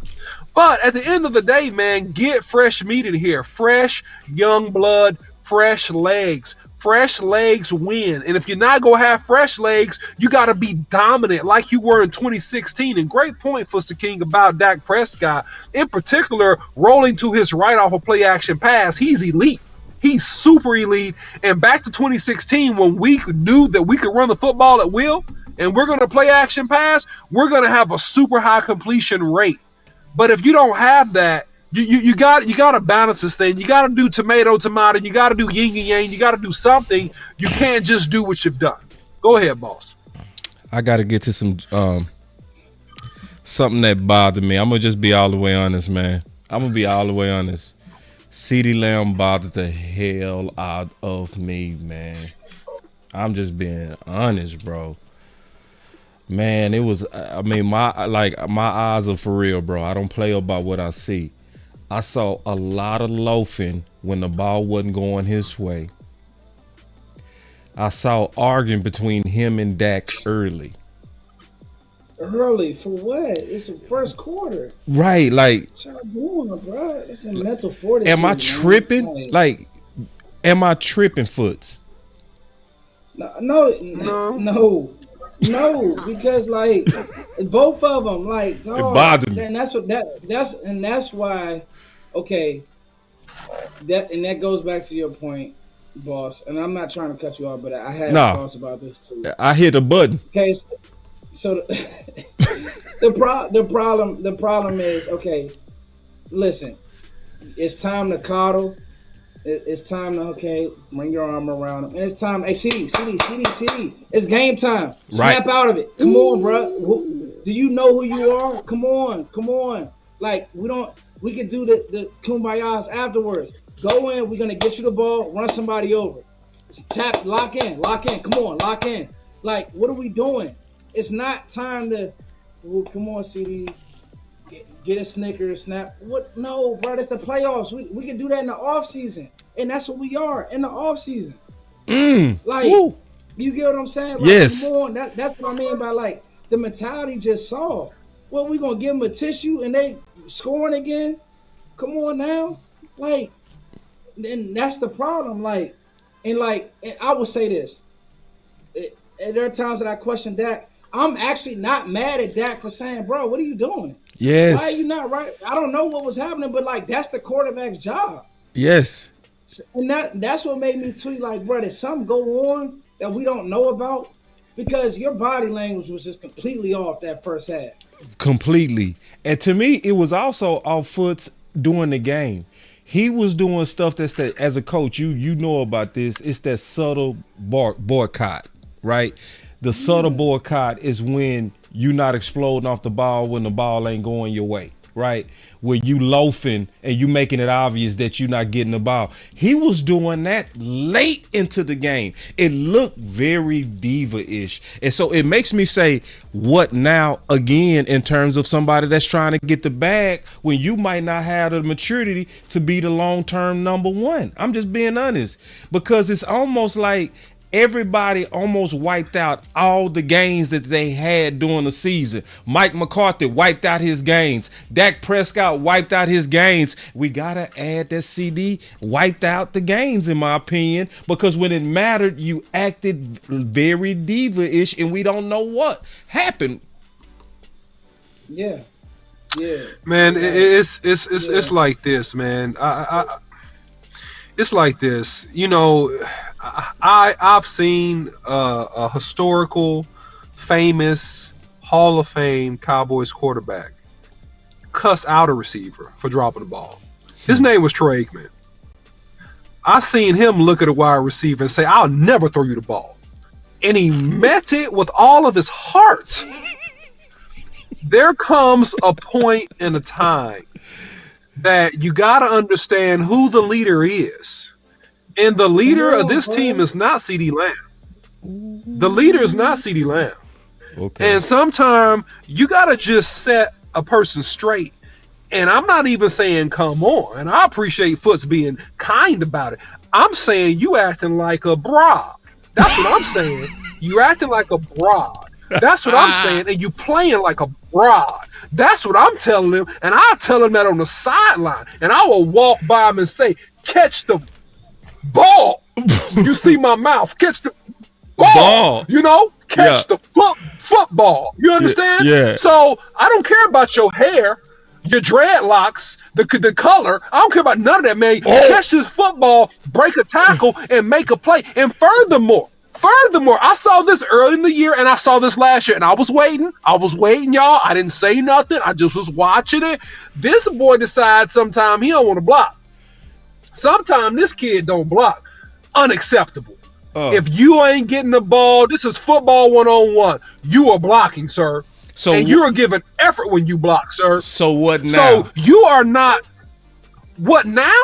Yeah. Is I'm firing the receiver. I'm not going to say fire because I might be going too far. I'm holding accountable him through either it's a coaching change or I'm having a come to Jesus meeting and saying, look, if you want to be the number one on this team, you have to give elite effort in all aspects of the game, and anything else is unacceptable. Dak Prescott has to have a man-to-man conversation with him, and it can be behind closed doors. It don't got to be all out in the public.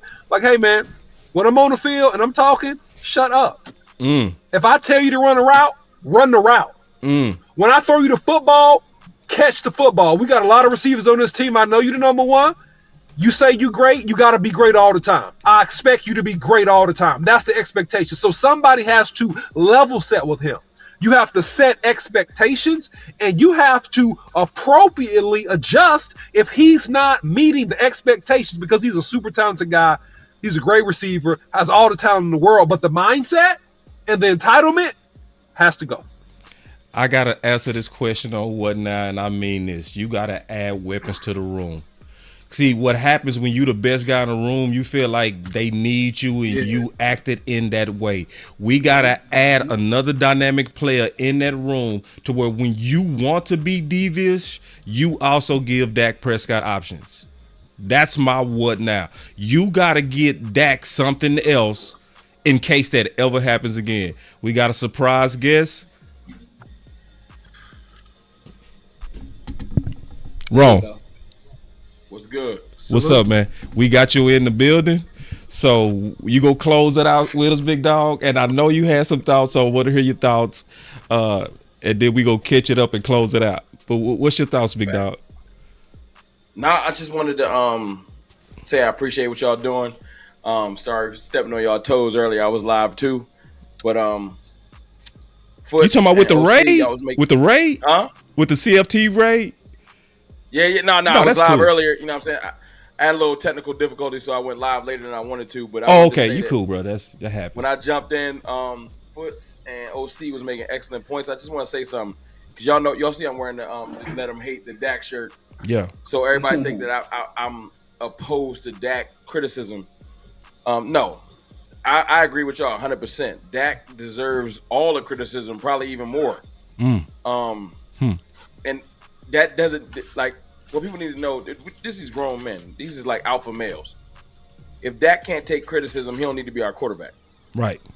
So Right.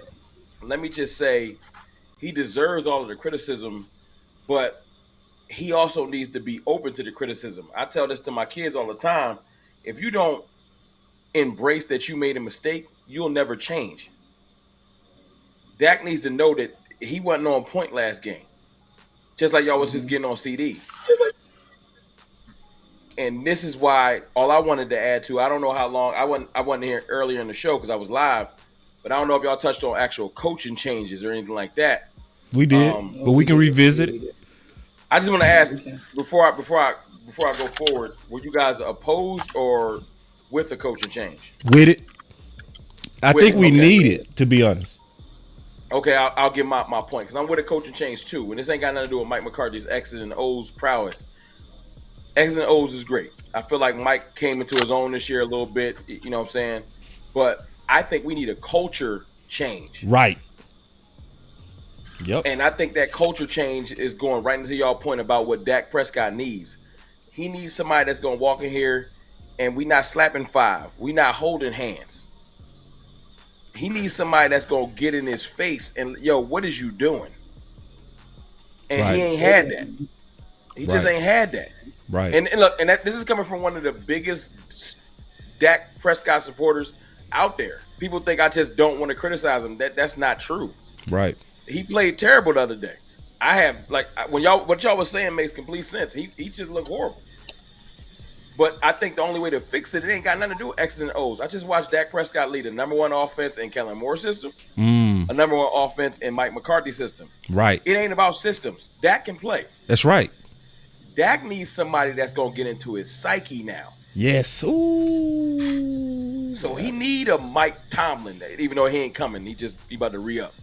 He needs a Vrabel. He needs a Belichick. He needs a Harbaugh. He needs somebody that's going to look at him and build up his mental. That's not a disrespect. It's just that's the hole in his game. The hole in his game is his mental. And I think that I saw him. He looked like a deer in headlights a couple times. I saw it too. I was like, I saw it. I ain't like it. I ain't like it, but I saw it. You know, and look.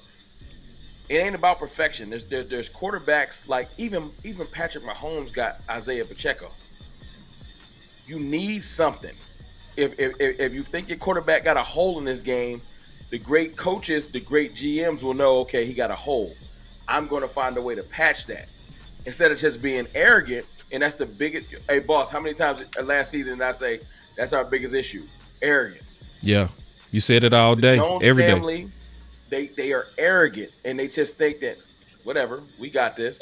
No, if you know for a fact that Dak has a hole in his game or something that you need to you know what?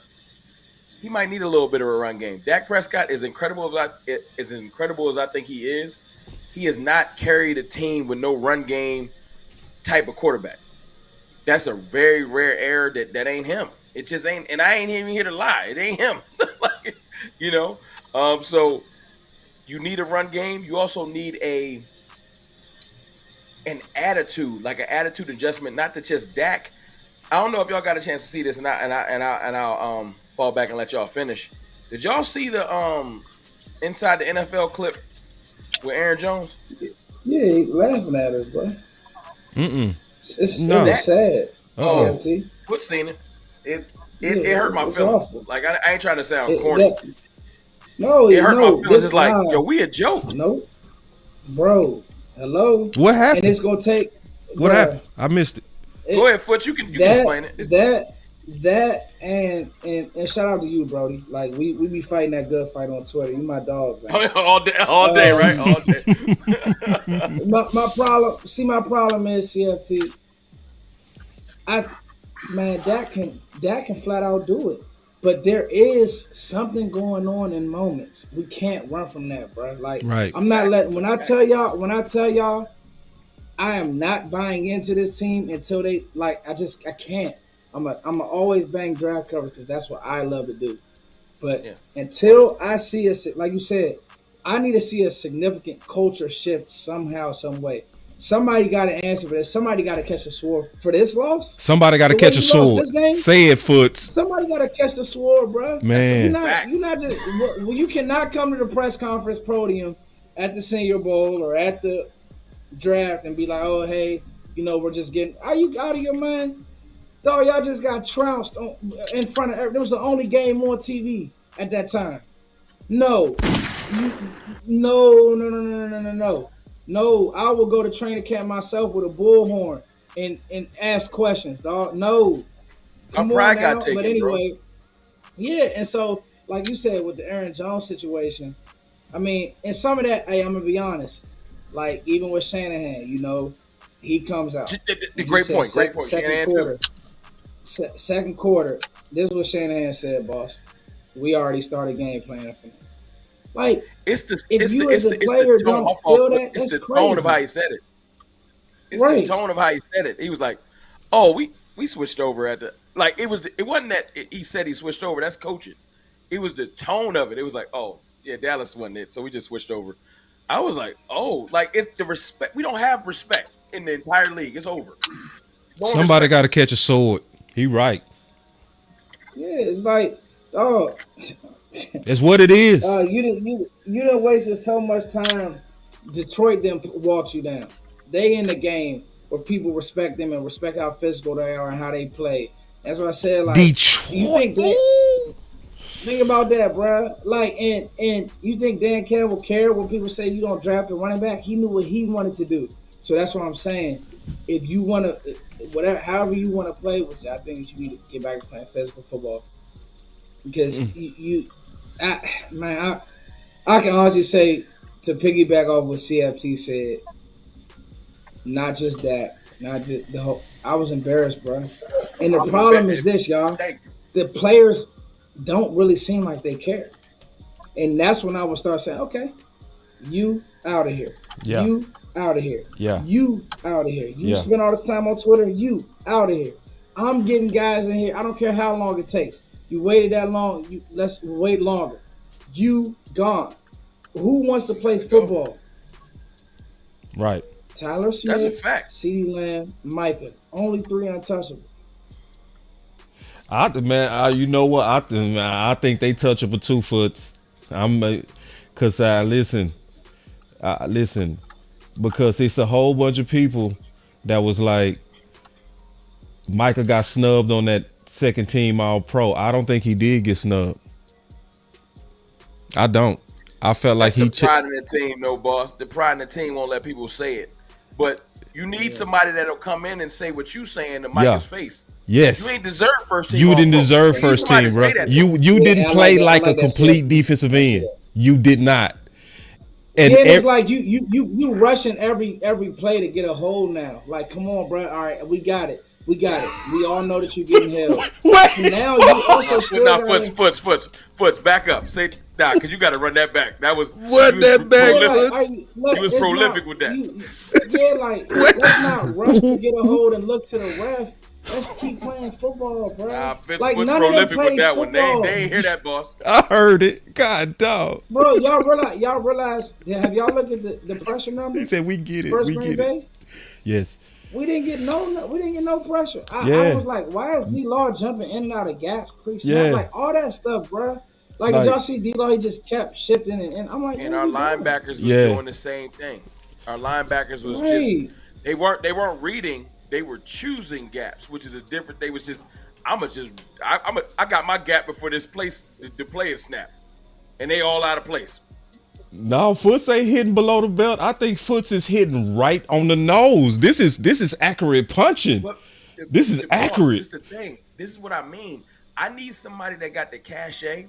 This is why I'm not opposed to a Belichick or a Vrabel or a Harbaugh, because they will come in and look Micah in his face and be like, yo, you're not that impressive. Exactly. Yes. I ain't trying to be mean. I know say it. World. Say it. You need somebody to look him in his face and be like, I coached LT.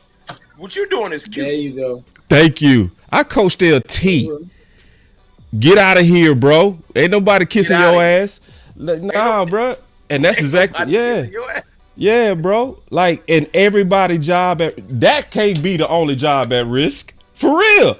After CD pouted, after Micah Parsons disappeared again in the big game, everybody got to be looked at right now. We got bounced. Come on, y'all. Boss, can I say this? Yeah. Can I say this? Tired of the team hide behind Dak because the national media want to blame him. Yeah. Nah. Dak deserves all kinds of fault, but I'm tired of the team hiding behind. Yo, they just gonna blame Dak. They ain't see how bad. Yo, there was receivers running 40 yards over. The minute I said Jordan Lewis had a good game, he in trail position all game. I'm like, here we go. You know what I mean? I'm like, dog, and I'm gonna say it because I feel like Nation is scared to call J-Ron Curse. I don't care, bro. J-Ron Curse played bad, and it's played bad all year. Like, I don't. Bro, Belichick would have benched him, Foots. Yes, that's why I said no doubt. Dog, before you got on CFT, I said, listen, you guys say you want Belichick. Some of your favorite players would have been walking up out of here. Facts. And that's what we need, I'm though. gonna tell you right now, he's not. Let me tell y'all something. If Belichick was coaching this team, he would have looked at Curse. I don't know if Curse would have made it 53 because he would have looked at Wanye.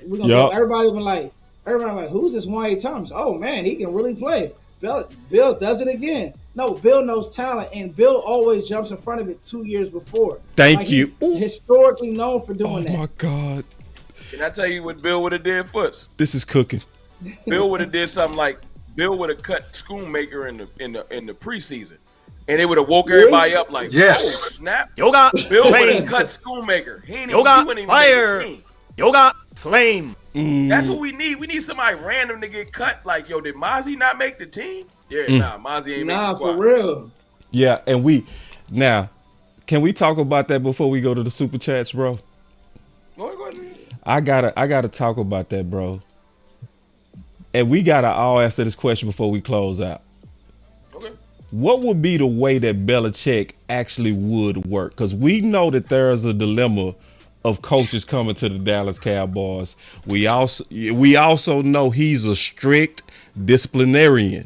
Foots, you know what I mean? Because he's a strict. He doesn't play. You miss a meeting, you mess around and get benched in the Super Bowl. I tell you ASAP, bro. Talk to him. Ain't gonna be no victory parties. Ain't gonna be no more random promotion. All that's done. Ain't gonna be no Saturday night meet and greets. He cutting off. That's gone. Yes. That's all gone. We about to focus on football. That's it. My question is though, CFT, is can he do that in Dallas with Jerry? Because then when you say, okay, it's no more meet and greets. See, Mike Fisher called it 53 brands. And he raised a good dilemma. And he said, when you try to go to those players and say, you can't do that, they gonna look and say, Jerry doing it. Yeah. Hey, boss, you know when you can't do that? You can't do that when we lose by 7. Right. You can't do that when we lose the previous year because Dak didn't slide in time. And you lie to yourself going into the offseason. So that's the biggest thing we do as Cowboys fans. You lie to yourself about the changes that need to be made. We don't need to make that many changes. We was close. But when you get blown off the face of the earth, you start realizing you got major changes to get made. Like we thought we needed an oil change. Now we need a whole engine. Yes. So yeah. What happens is you start realizing, like, what Jerry wouldn't question the culture. You got to sit down, 80-year-old man, and realize if you don't make changes, you ain't gonna sniff a championship. Yes. It is what it is. Yeah. It is what it is. I'm gonna say this, boss. OC, CFT. I watched a lot of documentaries on Nick Saban, and when I tell you that man's message has been the same since he was at Michigan State. The truth is this: there is only one way you get Belichick. It's the right way. Like, people think that's an act with how he is.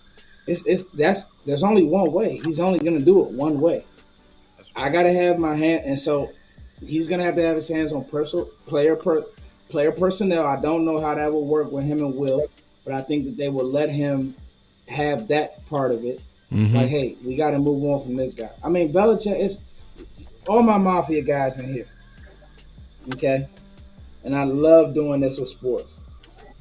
I'm a big mafia guy. I'm big on The Godfather, right? So when Mike had to clean up everybody, remember Tessio said, "Hey," he asked the concierge, he said, "Hey, can you get me out of trouble? Can you get me out of this one last time?" And the concierge said, "Nope, you got to go too. You got to take that ride too."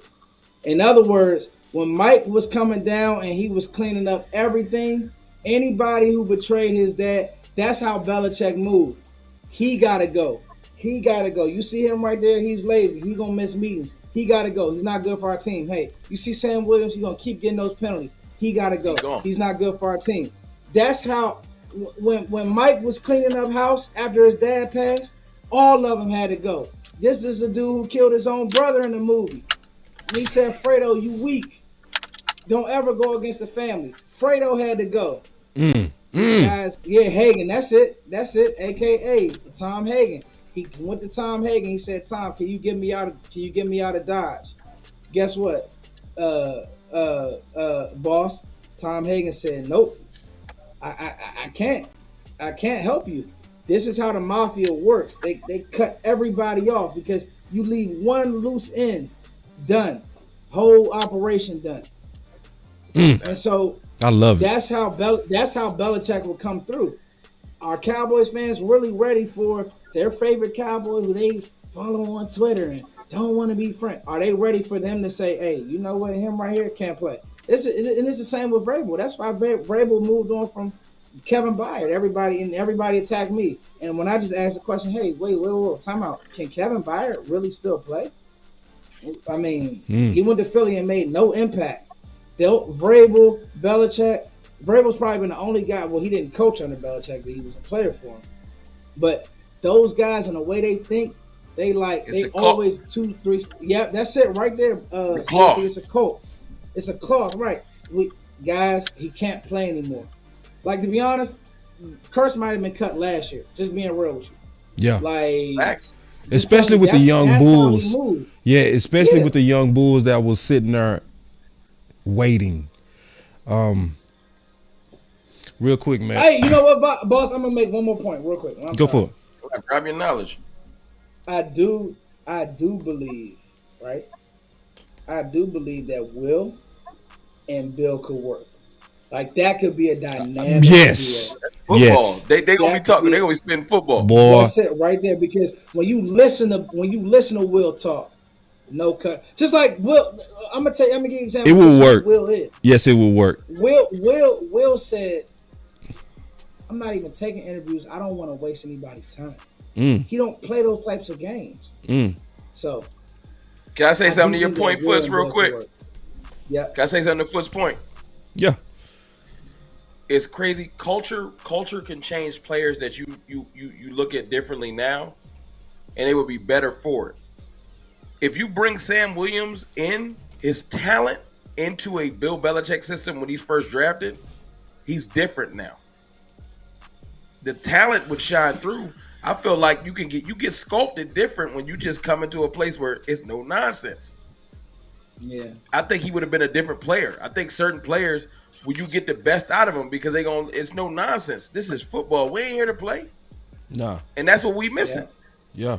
That's what we missing. OC, I did want to talk about a danger of Belichick. It's a long-term thought, but it's a danger to me. Okay. All right. And the reason why I called on you, because I know you got a lot of good quality corporate experience, so this is going to probably be up your alley for sure. Yeah. Belichick is also dangerous because he's a football savant, right? And when you put him and Will McClay together, dog, if you ever get rid of Bill, he gonna walk out with everything that you was doing. He gonna walk and he gonna take it to the next location for the next until he dies. That's my only concern, bro. If you get Belichick, You better have a long-term plan with Belichick because he gonna make you pay in personnel once he learn what Will McClay is doing. What's your thoughts on that, OC? Before we go to the super chats. That sounds like a risk. I'm ready to Yeah, take. man. I Right, facts. I don't really. The benefits outweigh the risk. Yeah. You know, Bill Belichick is not 40. You know, he's Well 70. said. Well So how said. much longer is Bill Belichick's going to coach? Right. So if you leave in 2 years and you go and you're an assistant GM. consultant for some other organization, Yeah. who cares? Yeah. As long as you deliver me a Well Super Bowl, I don't care what you do. So to me, that's a non-discussion. Thank you. Come on, Bill. You talk me Take off my of best it. practices. Thank you, bro. You want the playbook? That's fine. Help us, sir. Help us, please, get to this 6th Super Bowl. So you can have whatever you want. I'll even put you in a Ring of Honor. Let's go. That's my thought. I don't care. There's no emotions, no friends, no man, loyalty. Thank you, OC. Straight Appreciate business. that, big dog. Straight. Oh, man, that was Put wonderful. hashtag Wonderful, straight wonderful, business in the wonderful. chat. I like them all. I like them all. I like them all. Only real G's know where I got that from. I love them all. I love them all. Southerners know what I'm talking about. I love them all. I love them all. Hey, man. And salute to y'all, boss. I got to go. I got some work Oh, to do. man. I'm going to let y'all land this plane, Hey, man. okay. I got to go. I got to run foots, man. It's been a great pleasure. CFT, always a great pleasure, man. Appreciate you guys. Absolutely, bro. All right, y'all help me with these super chats. Oh, give your final word, OC. Yeah, man, I just think that the Cowboys got to make changes, and the degree of humility that the executive office has in terms of giving up a level of control is going to be the degree of success this organization has in the next 2 to 3 years. It's really all in the hands of the front office. What are they willing to give to truly get to that 6th ring? If they're unwilling to give, we're going to be a 12 or 11 win team that gets put out the first and second round of the playoffs. We won't even get to the NFC Championship because of the cultural issues and the cancerous behaviors that have been left unchecked for years. If they're willing to yield and give control, they're willing to be humble and to learn, then we can go to the top. It's all in the hands of the front executive office, what they want to do. It's completely up to them. That's my final word. Man, appreciate it, OC, man. That was fire. All right, guys, can y'all help me with these super chats, and then we go give y'all final words and get up out of here? We gonna be quick. That's fine. All right, question. All right. I want to address this one thing just real quick before we get into them super chats. He said we need to get the younger coaches. I keep hearing this a lot. To me, that's one of the worst ideas that I keep hearing. Like, why would we want young coaches when we know we have a meddling front office? Yeah, they would corrupt them. They would corrupt them. Thank you, CFC. We forgot that we had a young, innovative coach, CFT, in Kellen Moore. He was a Trojan horse. That's not the way. Crazy thing is, Kellen wasn't corrupted. He might have became better, but we ain't Facts. gonna talk about that. No, I agree. I agree. Another 100%, conversation bro. for another day. That's a whole nother conversation. I think we need to stop saying that. You do not want young coaches with Steven and Jerry. No, you don't. You want somebody I with like skins on the Slowick. wall. I would take Bobby Slowick, but he gonna get corrupted. Exactly. It's now you gotta have somebody that come in here that got some wars, man. Some people that can say, "Listen, man, I've been there, done that. At least for this year, my boy give right me there. my chance." That's the only- Oh, I'm hardball Take too, Harbaugh bro. over Bill, man. You take Harbaugh over Harbaugh Bill. over Bill. Harbaugh my number 2. He my number 2. But that's a good number 2. That's a real good number 2. And we could talk about that, man. You know what I'm saying? But anyway, let me get to these You gotta do super another chats. show, boss. You gotta bring me on. Man, let's say we can do it this week, man. We'll figure it out. You know how we always do. Talk to me. All right. Yeah, I'm gonna hit you up, man. We'll put it on the calendar, bro. See, that's- me and Foots took. People don't know it took me and Foots about 3 weeks to get this done, bro. Cause we busy, bro. All of us trying to get it done, bro. It's like, it's shout out to Foots. It's also very early where he is. What's one of the goats, man? What's one of the goats, man? Nah, man. I'm honestly, y'all. I really care about it, man. Like, I care about like giving people quality, and y'all do too. Yeah. And, like, people, like, it's so crazy because like we are part of the community that don't just. I'll never be called a homer, so Exactly. we really give ourselves the we give the fans the truth. Unfortunately, I'm gonna just get my final word out the way because I don't want to take up anybody else's Talk to time. him. Talk to I'm him. gonna be honest with y'all. I haven't felt that disappointed in a long time, y'all. And as a fan base, I'll always be here. I don't leave, so that's never gonna change. But I feel like we need to use our voice properly. They be on Twitter. People be on Twitter. People be on the internet. Probably some of the issues. But doggone it, we need to talk about it because we need to get the thinking around this organization to change. Yes. What you guys have been doing isn't working. Right. Something's not right. At all. Right. Yep. Well said, Foots. Great final word. Hey, Foots. Also, if you gotta go, that's cool, bro. You. I'm gonna tap out, man. I see you fighting it, bro. I appreciate it, bro. I Y'all know that's appreciate my it. thing. I be trying to stay awake, man, but this is. It's early I'm where you tired, at, bro. Yeah, nah, man. The thing is, I've been watching film all day, and Yeah. I got a piece dropping on some. Y'all know this is my time of year. I didn't want it to come this It's about to early, escalate. but you already know, like, man, this is my time of year, so like, It I hurt. still can't believe. Yeah, bro, like, Yeah. you think I'm gonna rewatch that game? Everybody talking about, oh, I watched all 22 for what? For what? Like, Me neither, bro. That goes back to what you talking Yeah. about, boss. Like, everybody wants to be so quick to come up with a rationale. What?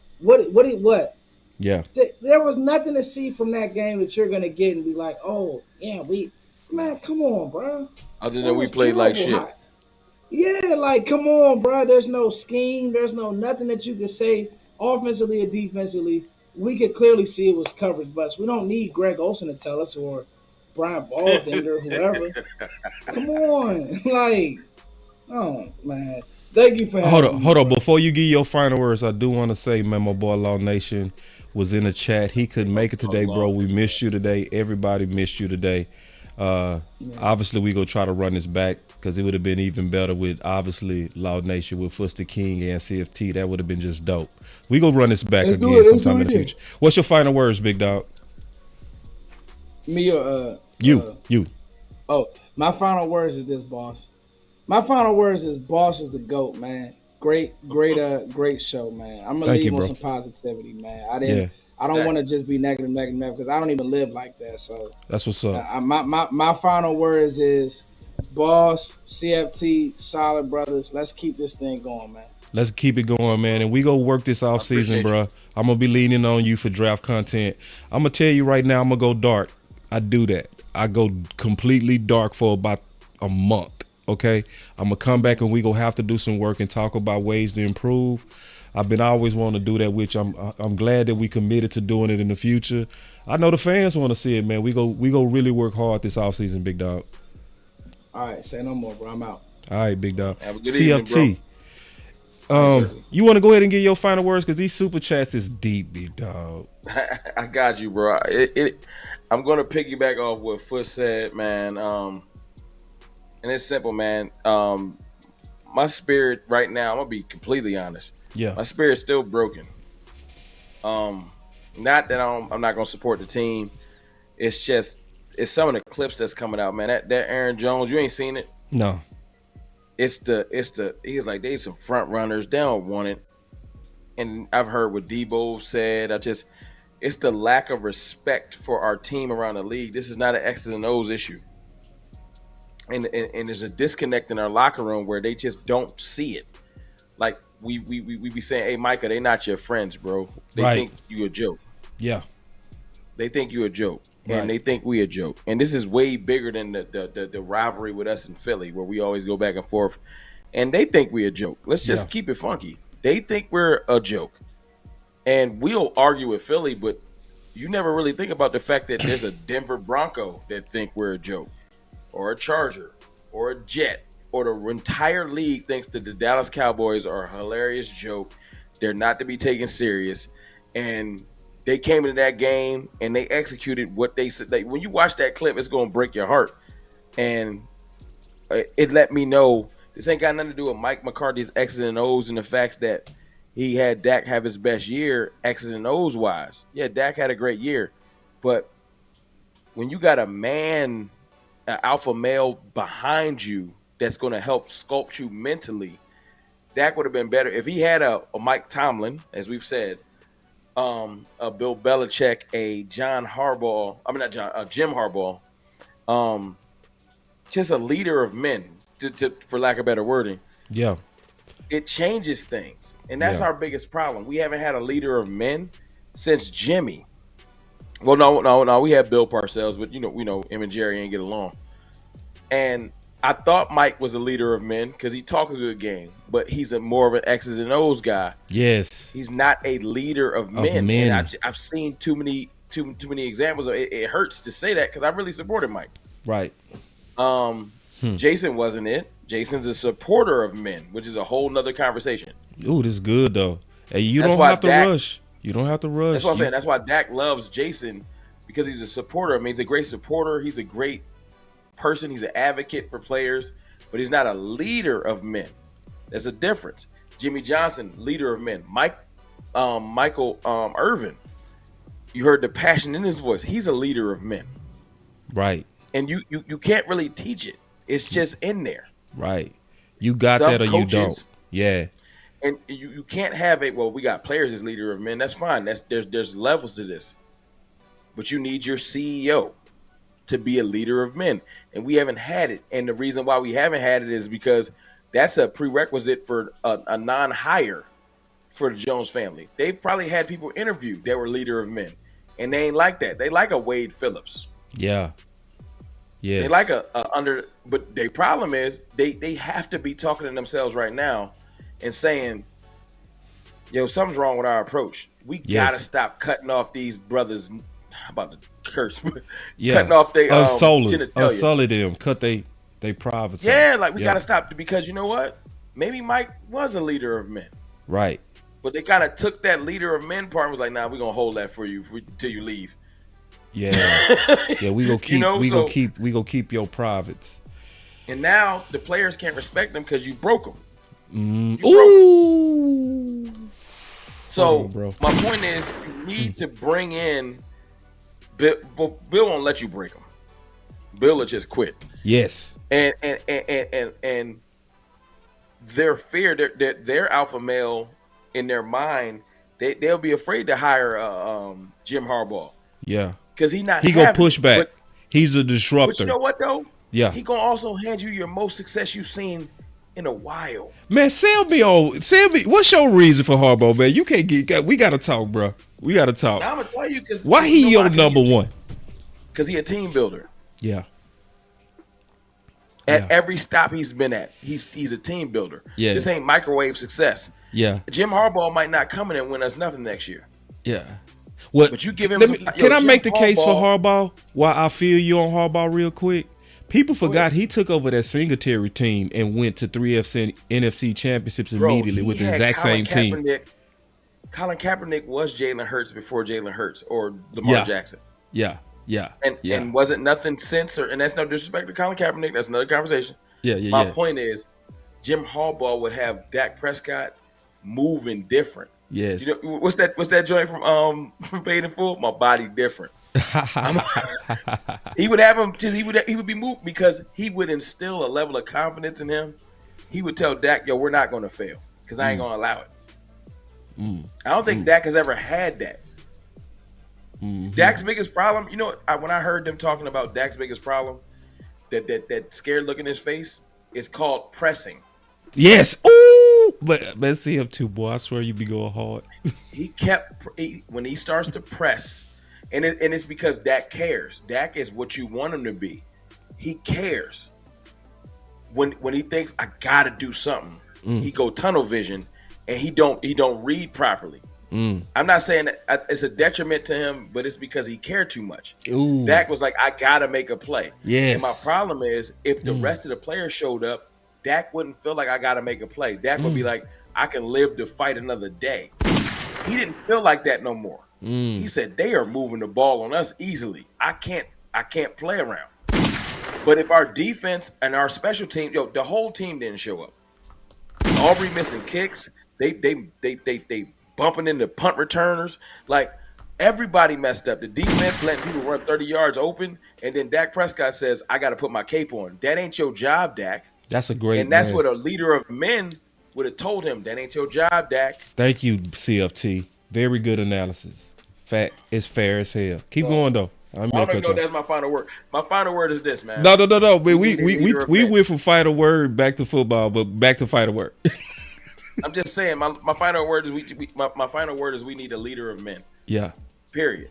Yeah. We can if we bring back Mike McCarthy, we'll win some games again. But it would either take for someone else. We would have to bring in a defense. Somebody got to lead. Because there's no way that Mike can change. You can't. It's like when you're raising your children and you get them too many leniencies and then you try to be a hard parent later and they don't respect you. It's over for Mike. He had his chance. It's gone. You have to bring in another person that can lead. And, of course, we would love the Belichicks. We would love the Harbaughs. But I'm telling y'all right now, y'all might be sleeping, but Mike Vrabel would come in and he would wreck shop. And we would need it. We would need it. Because I said this earlier, boss, and I'll let you go. Tell me this, y'all. Anybody that's still in the chat. I don't know. I can't see how many people's just still in the joint. I ain't even looking at my phone. Me neither. You would take, if we started next year 3-3 or 3-4, because we made a cultural change. And it was a let's call it a rebirth. We trying to figure ourselves out. But we finished the year 10-7. But we would be the most prepared team for the playoffs we've had in 20, 30 years. You take that. I would take 10-7. I'd take 9-8. Yes. If we would look how the Packers looked when they came in there and stomped a mud hole in us because they wasn't afraid. Right. That's called a cultural change. We need that. I don't care about 12-5. This year is not about we got our accolades. That got us all pro. Congratulations. Everybody got their stuff. This year is not about accolades and it ain't about record for me.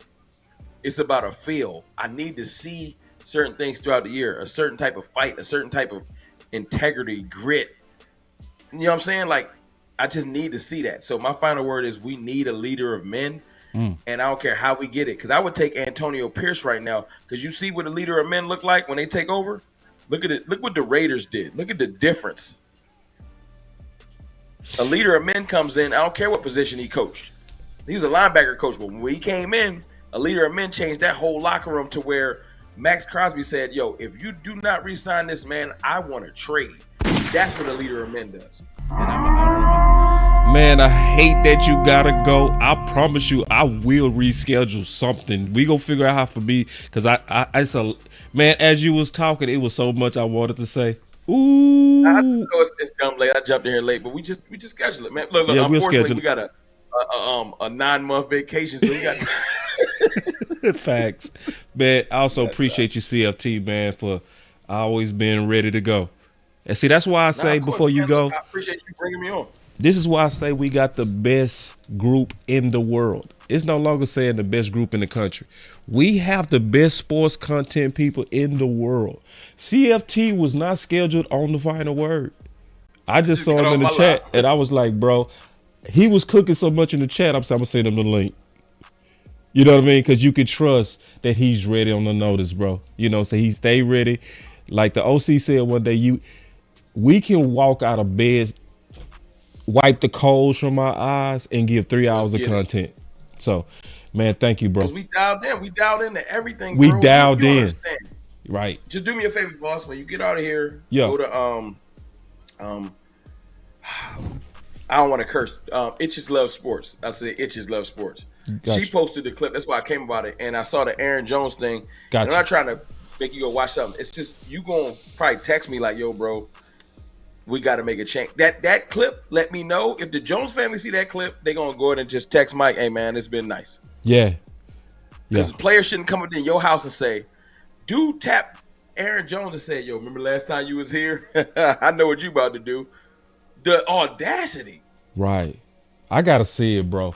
I'm going to check it. My boy D.A. Lee keep telling me he tagged me. I'm going to go check it out. D.A. Lee, man, appreciate that, D.A. Lee. I'm going to thank you again, CFT. Of course, man. We go do this again, man, and y'all know we go do some magic when we rock like he said, we got a long off season, so y'all look for me and CFT to do some work. Cause you said a lot that I want to revisit. A lot. Well, hey, look, like I said, bro, we gonna me and you, you know, you can hit me. We'll map out the show, and we can just get to it, man. My passion for the team hasn't left. When I say I'm heartbroken, it's just that I got so much love for this team. I want to see the passion that we have for it manifested on the field. Yeah.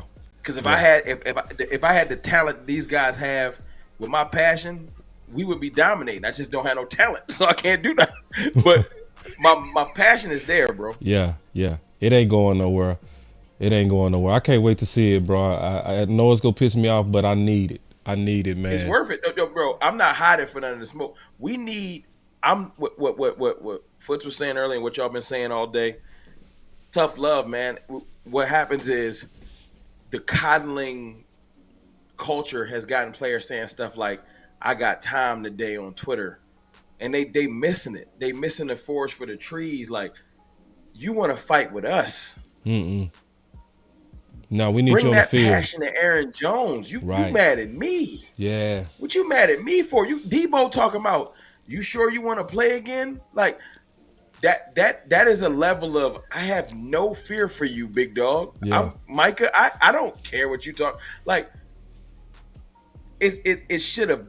Micah should have just been like, hold up. Like, what you mean? He told him, you sure you want that again? Because last time we played, he told him it could go be worse.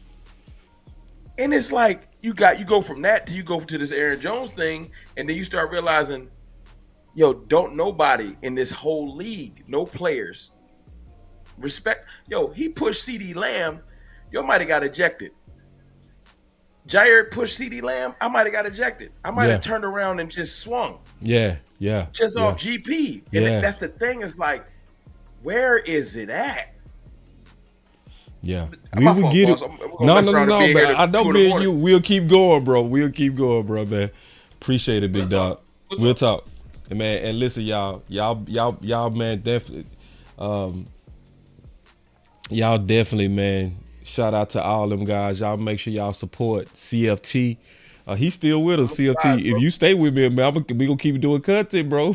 I got to slide because look, okay. I got off and then I told wifey I was jumping on and we 30 minutes later, so I'm gonna slide. But you hit me tomorrow, text me or call me, and we gonna work it out. There it is. That was CFT, y'all. Love y'all, man.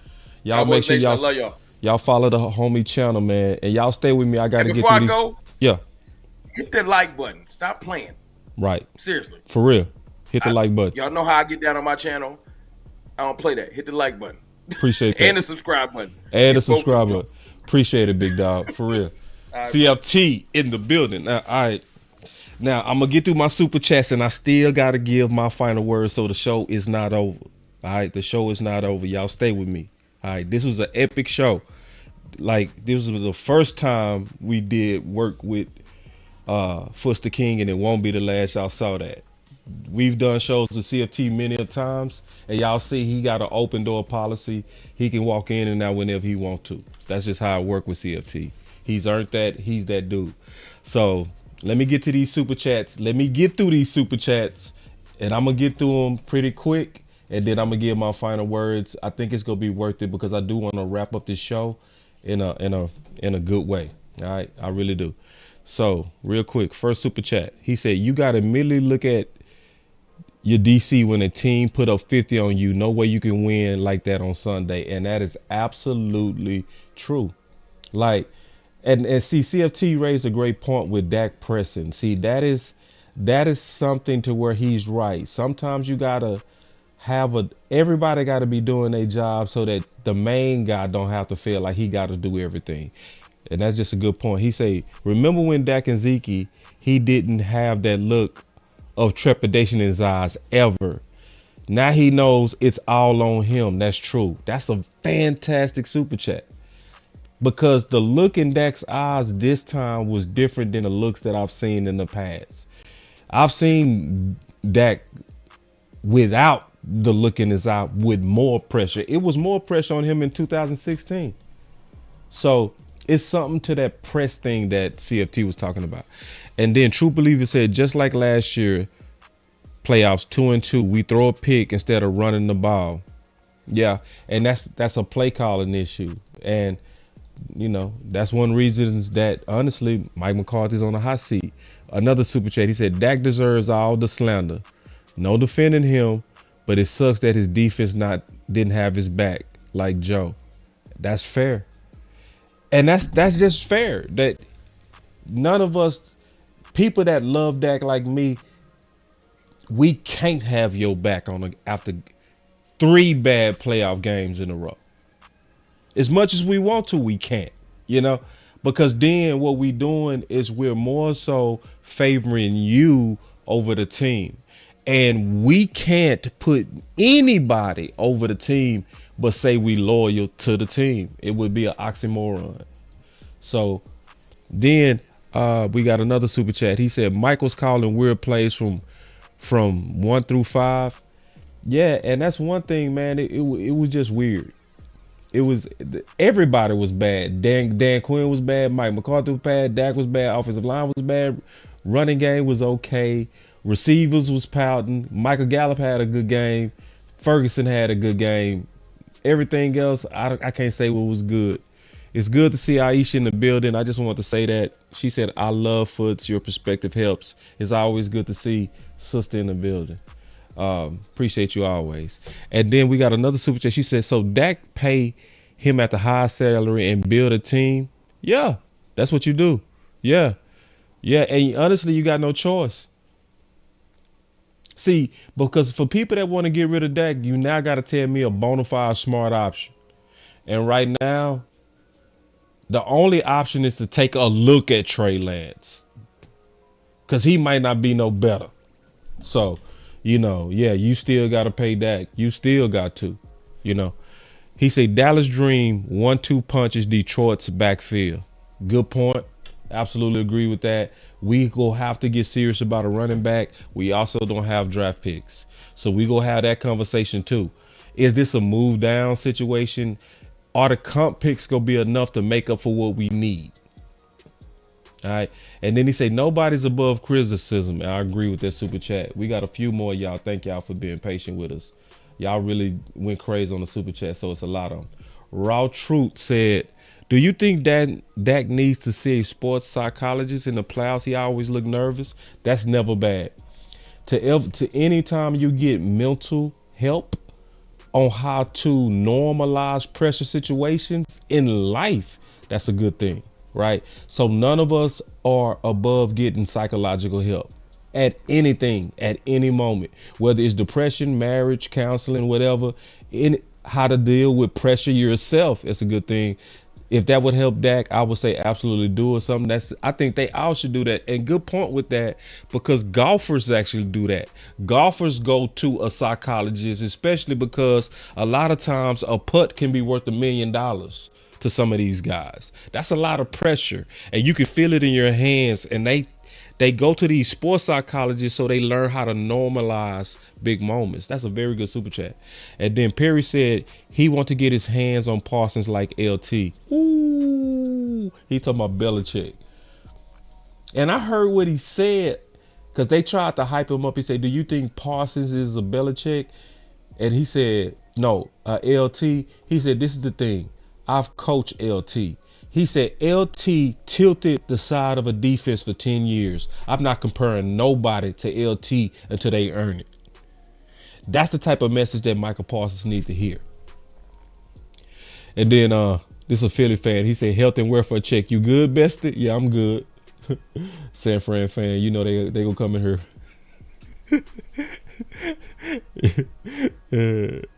He said Dak quit defense can't be Shanahan tree.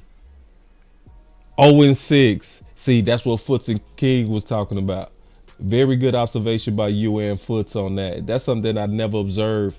And that's why, honestly, I do need to do more content with more of other people that I haven't done content before, because there's always a certain thing that you get from doing content with people you usually don't do content with.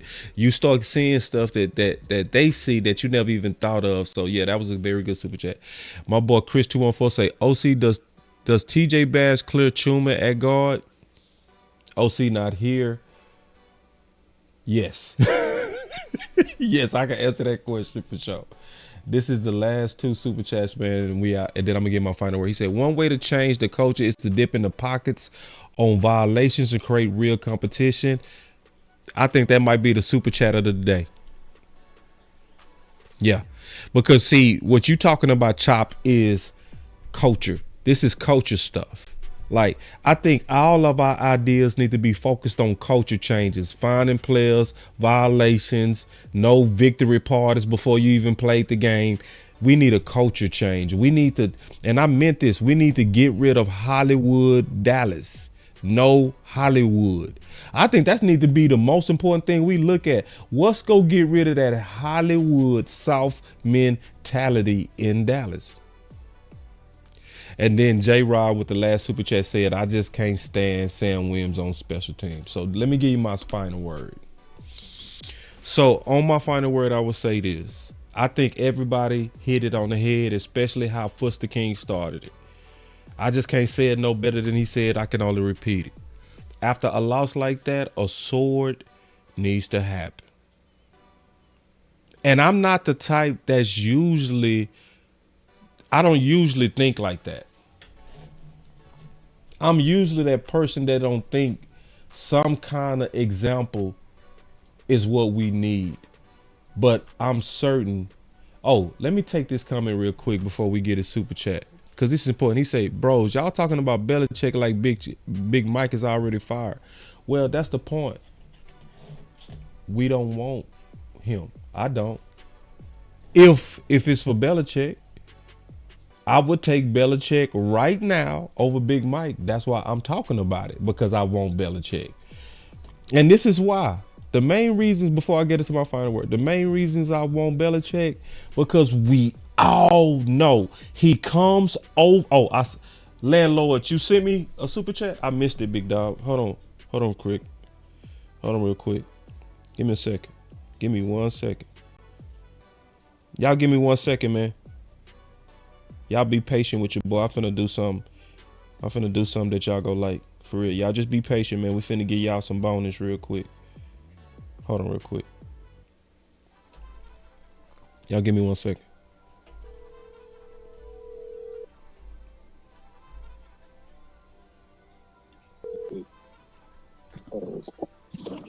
What's happening, bro?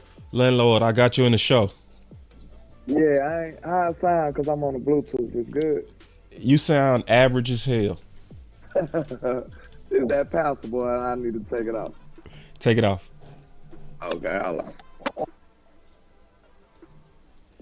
Yeah, because I know you sent the super chat, but I know you got something to say. So what you got? Yeah, man. I just was saying, like, of course, like, I'm not putting everything on deck. I'm not doing that. But I do want to ask, we do got to ask ourselves, man. Because like we said, you put it perfectly, boss. You said, at this point in time, if we take enough for Dak, we'll be basically enablers, or we'll be at the point to where, we'll be putting Dak over the team. We can never do that. No. Right? We can never do that. Mm-mm. So now, Can't bro, do we just got to ask ourselves. All I'm asking is, when it comes to his mindset, that's, how when people have nerve damage, they don't know if it's going to come back all the way right, or they don't know when it's going to come all the way right. Yeah. Right? So that's a case to where we don't know if he can fix his mindset, bro. We don't know. Right. We don't know. That's the unknown. So we can go suit up and fix all of this other stuff. And then as soon as we get back to the big dance, we got to hope if he's better or not. Yeah. We still don't know. But see, so that's my point. landlord. Like, I just got to ask. We got to ask at one point in time, bro. That's all I'm going to say. Yeah. Sometimes you got to ask yourself, do he got it or he don't? It might be a simple question like that. Yeah. Go ahead. And I would say this, and if he does not, you still got to find a way to win, right? So that's where I love your show the other day with Henny. Or today. I said the other day, it was today. Because the thing that you said that I heard when I was in the show with you and Henny is exactly what we talked about today, right? Is when he ever stink a game. Because guess what? Sometimes your quarterbacks have stink games in the playoffs and still got to get pulled out of. right? True. Tom Brady had a stink game versus Green Bay, right? Mm-hmm. When he was with Tampa, 3 interceptions. But what was the difference? His defense pulled him out of it. And then when he got pulled out, he was fire Tom for the Super Bowl, right? Fact, So it's I love what you were saying earlier. It said, yeah, he might not be able to consistently to do through the playoffs, but I still gotta find a way to win with him. And it's about also what you put around him. And I love what you and Henny said, boy. Y'all need to go listen to what Henny and Landlord was talking about. The running game, a powerful number 2 and a powerful number 3, because you raised a hell of 5 point, bro. Yeah. And let's just think about this, Landlord. Who was Dak's real, true only weapon? CD. Okay, that's why you had the campaign what? Spam what? Spam Lamb, because like you said, Henny brought that up, because that was literally, you was there too, boss. We really came up with it, like I came up with it amongst y'all too though, because when I said it, I was like, you remember we both agreed, we said the offense looked better when we played through CD Lamb. That's what made me, I said, you right. I said, we really need to just spam Lamb. We both came to that same conclusion. Said the offense looked way smoother when we ran through CD. So check this out. That's what made me say spam Lamb, because he was the so only I got, thing you that know, was I got a working. curveball for you, right? Right. So if we say Dak's main and best weapon was CD Lamb, then what kind of game should we expect out of Dak when he tripping, when he pouting? You feel me? Like, you see what I'm saying? Like we should hold Dak accountable, but we also got to look at the dynamics of what was around Dak. And that's why I loved your point from your show earlier, right? Yeah. We need to put more dynamics around Dak, so that if CeeDee Lamb goes into that temper tantrum that he does, well, now Dak has another option. We need to lean on the run game. You know what I'm saying? Or Dak, that's something we ain't really peeped to. Like Jake Ferguson, he's trying to become this number 1 tight end. Yes. Like he's not even there yet. So really, you know, I feel like he will be. I think he's on the verge. He's on the right trajectory. But if we gonna put a label on him, Ferguson was never a number 1 tight end like that big dog yet. Not yet. You know what I'm saying? He's not growing. yet. He we growing. feel like he's gonna be next year. He's on the right path. But right now, you ain't gonna just say, "Oh, Ferguson, that guy." Right now, right? And even if he was, he wouldn't treat it like that. Yeah. You see what I'm saying? We can say that. Even if he was that guy, he wouldn't treat it like that guy. Right. So you gotta put that notch on his side. Yeah. And this is not me, no shape, form, or fashion trying to take off of that. Yeah. I'm just analyzing the team. Yeah. So if we analyze the team, we can't say we had a legitimate number 2 wide receiver. Brandon Cooks getting 600 yards, and our level was around, like, it was in spurts. It wasn't never consistency for real. You know what I'm saying? Let's just be real. We all was underwhelmed by what we got from Brandon Cooks. If you want to say we wasn't, you know what I'm saying, we can argue all day about that. We all know we expected a little more from Cooks this year. We expected at least 1,000 yards. Like, let's be real. Yeah. We didn't get that from Cooks. Yep. Then we didn't get that from Michael Gallup. Nope. So you mean to tell me that came in here with no run game, with no real number 1 tight end, with no number 2, and no number 3? Like, so right. Now if I just analyze the team, like, without no excuses, just straight analyzing the team, of course he's not going to work out like that, though. But like I said, I still have to put some on him, because I've seen him with some of these things, boss. Yeah, that's and you know, and listen, man, like, let me say something real quick, bro. And I'm being all the way honest with you, bro. Mm-hmm. Forget these people that be trying to make it seem like you hating on Dak and all that kind of stuff. Man, real people already know your heart. You feel me? Listen, like I ain't got time, nor do you have time to be trying to justify to these people that we love this team. And we listen, if y'all don't know by now that we go say what's real, then you don't know us. You've been following us all this time and never knew the character of the people you was listening to. That's what it is. Like, listen. And I'm telling y'all and I'm warning y'all, it is gonna come a time, because this is football, that the same people you love are going to be the same people you have to honestly say it's time for them to go. I'm just letting you know. So listen, you gonna have to make up your mind. What's first? Is it the Cowboys or your favorites? You gonna have to make up your mind. What are you? Are you somebody that's gonna say the hard truth? Or you somebody that's gonna be over here supporting a player, right? Because see, I know a lot of this is personal with Dak, and it should be personal with Dak. Because I said it earlier, there are some people that don't like Dak for some real whack reasons. Some people don't like Dak because they want to be right. Some people don't like Dak over Romo. Some people don't like Dak because of the color of his skin. So of course we want y'all to be wrong as hell, and I want to be able to put it in y'all face. But when I'm putting football first, sometimes we gotta let you suckers get y'all lick. Facts. So that's what it is. So man, landlord, I wanted to go ahead and give people content with you. You know what I'm saying? Because I knew you had some stuff that you was gonna say, and I'm gonna be honest, bro. Listen, I'm not apologizing for saying what I have to say. Period. Exactly, man. Cause like we said, bro, you stated it perfectly, bro. We love this team, bro. We love this team, man. We willing to sacrifice all of this. Like, it's just certain stuff I'm not willing to do. I don't care for the benefit of my channel, for no money. It's just certain, bro. I love the Cowboys, bro. This my team. Yeah. I don't care about, bro. They can all unsub. If it comes to that, they can all go, bro. I'm not finna lie. And it's gonna hinder the betterment of my team, bro. Bro. I was a Cowboy fan first. Content creator second. Before a content creator. Right. You know what I'm saying? Yep. Like, so, bro, I really love this football team, bro. That's why you see me up here cussing and mad and saying fire everybody. I don't care because I'm mad. We should be mad. We invested thousands of dollars, countless hours of time looking into this team, trying to fix this team, trying to figure out stuff about this team. And then they come out here and represent us this way. Yeah. You know, don't nobody represent this team like this Dallas fan base. Nobody does. Right. And it's the way y'all represent us. Right.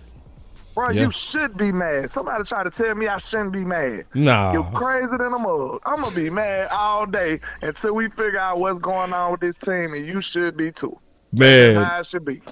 Man, I think this might be, man. This is one of the craziest fighter words we've ever had, bro. For real, man. Damn. If only we had Law and Big. God damn.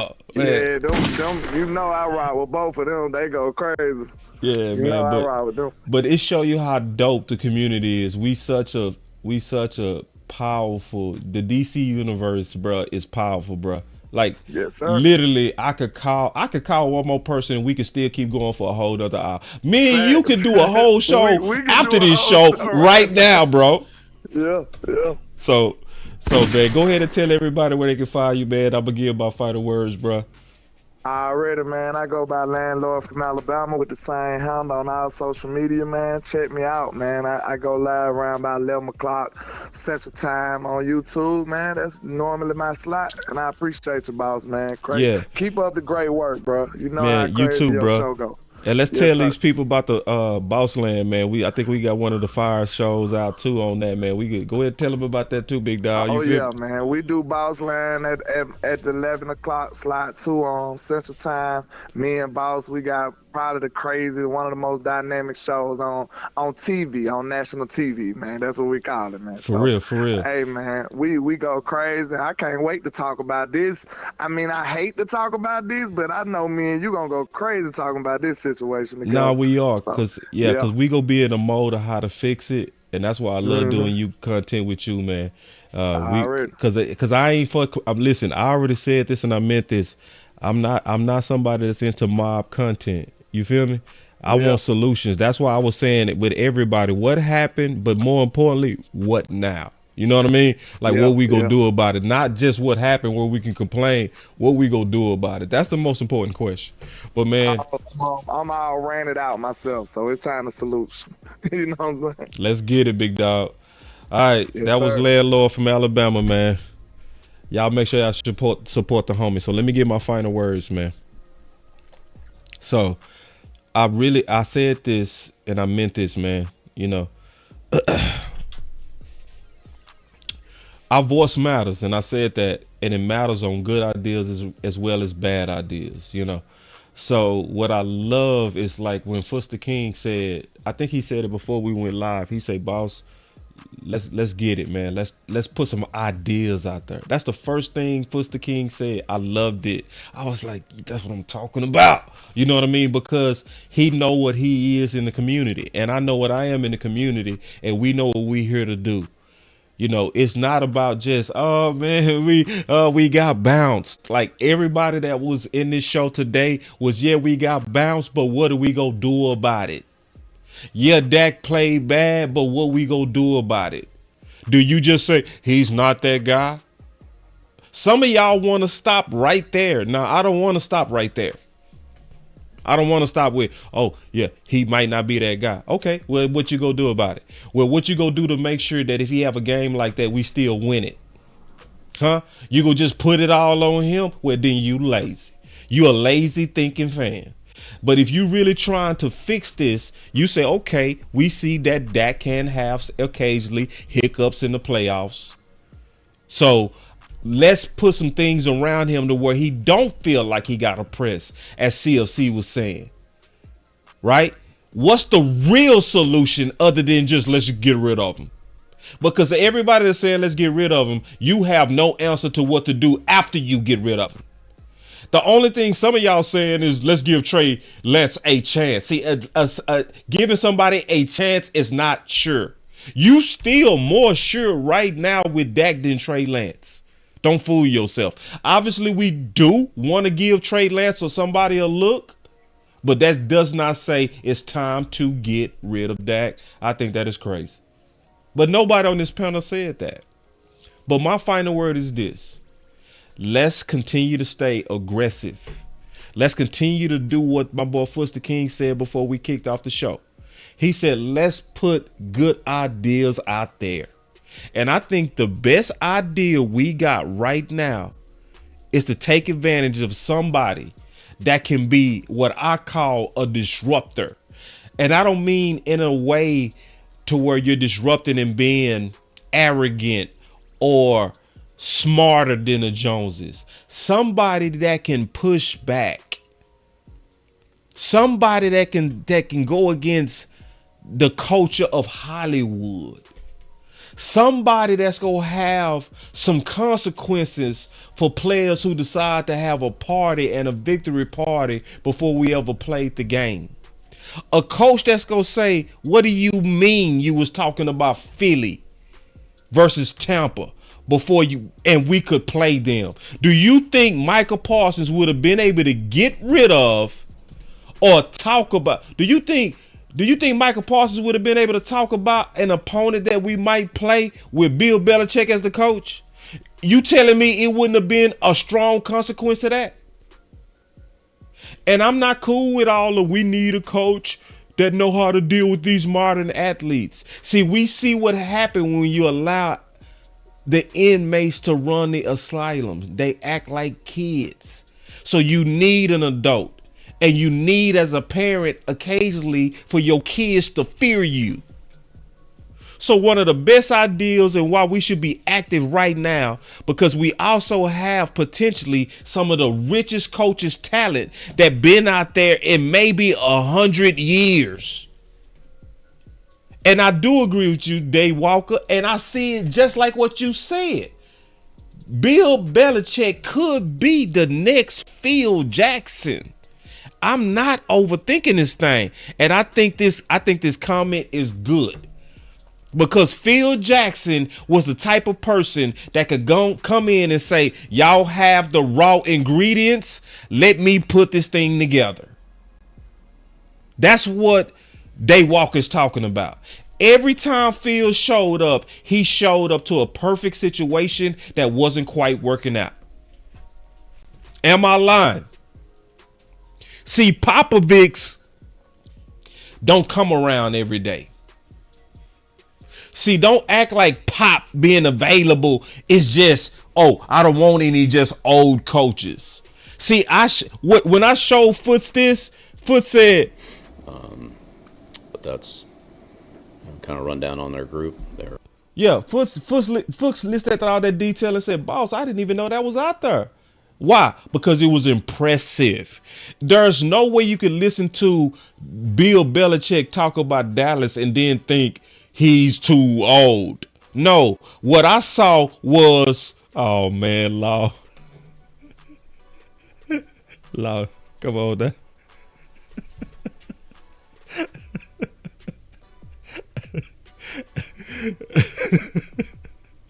Man, y'all not gonna get me going. You ain't gonna get me going on the Lakers, Law. You ain't gonna get me going on the Lakers, bro. You ain't gonna get me going on the Lakers.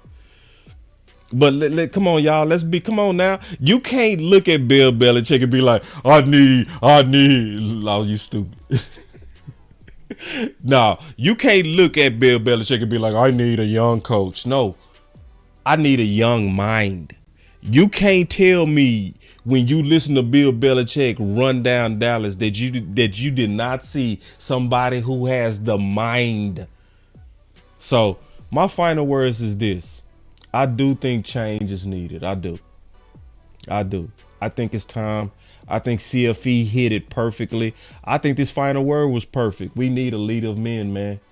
It's not just X's and O's at this point. We need somebody that when it's crashing, who can settle the ship? Who can get men to play different? Not even just the X's and O's. Who has the respect to where CeeDee Lamb would know better than to be doing all that pouting? Huh? We need leaders of men. Yeah, and Anthony Turrell, this is one of my good friends. I think you hit the comment maybe of the day. This might be the perfect comment, and I think this is maybe how I need to end the show. Perfect time for Belichick while Jerry is humble.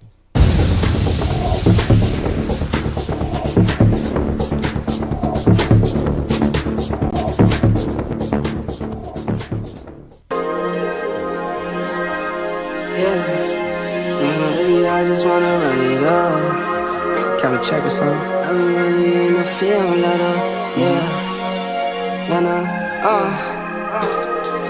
I've been really in the field, let her rush, I let her feel. Lately, I just wanna run it up. Don't need no deals, I make the deal. Half a ticket to a meal. Lately, I just wanna run it up. Yeah. Count a check or something. Lately, I just wanna run it up. Count that too, count it up, count it up. Lately, I just wanna run it up. Need them ones, I need them fives, need them tens, I need that change. To the safe, got blues inside. Greens and pinks, it's all the same. I still save and roll my change. Take some losses when I play, charge it to the game. I'm with L, yeah, I'm with T Black, I'm with Reverend now. I'm with Bay, yeah, I'm with Jay, yeah, I'm with Chuck and now. Still the same, not switching sides, now it's about loyalty. You switch sides off for the bag, and that's worth more to me. I mix Nike with designer, I experiment. You just rock what's on the shelf, and I'm not feeling it. Search for the one, but baby girl, it's nothing real as this. Can't trust a soul, I keep a hammer, call it too legit. I've been really in the field, let her rush, I let her feel. Lately, I just wanna run it up.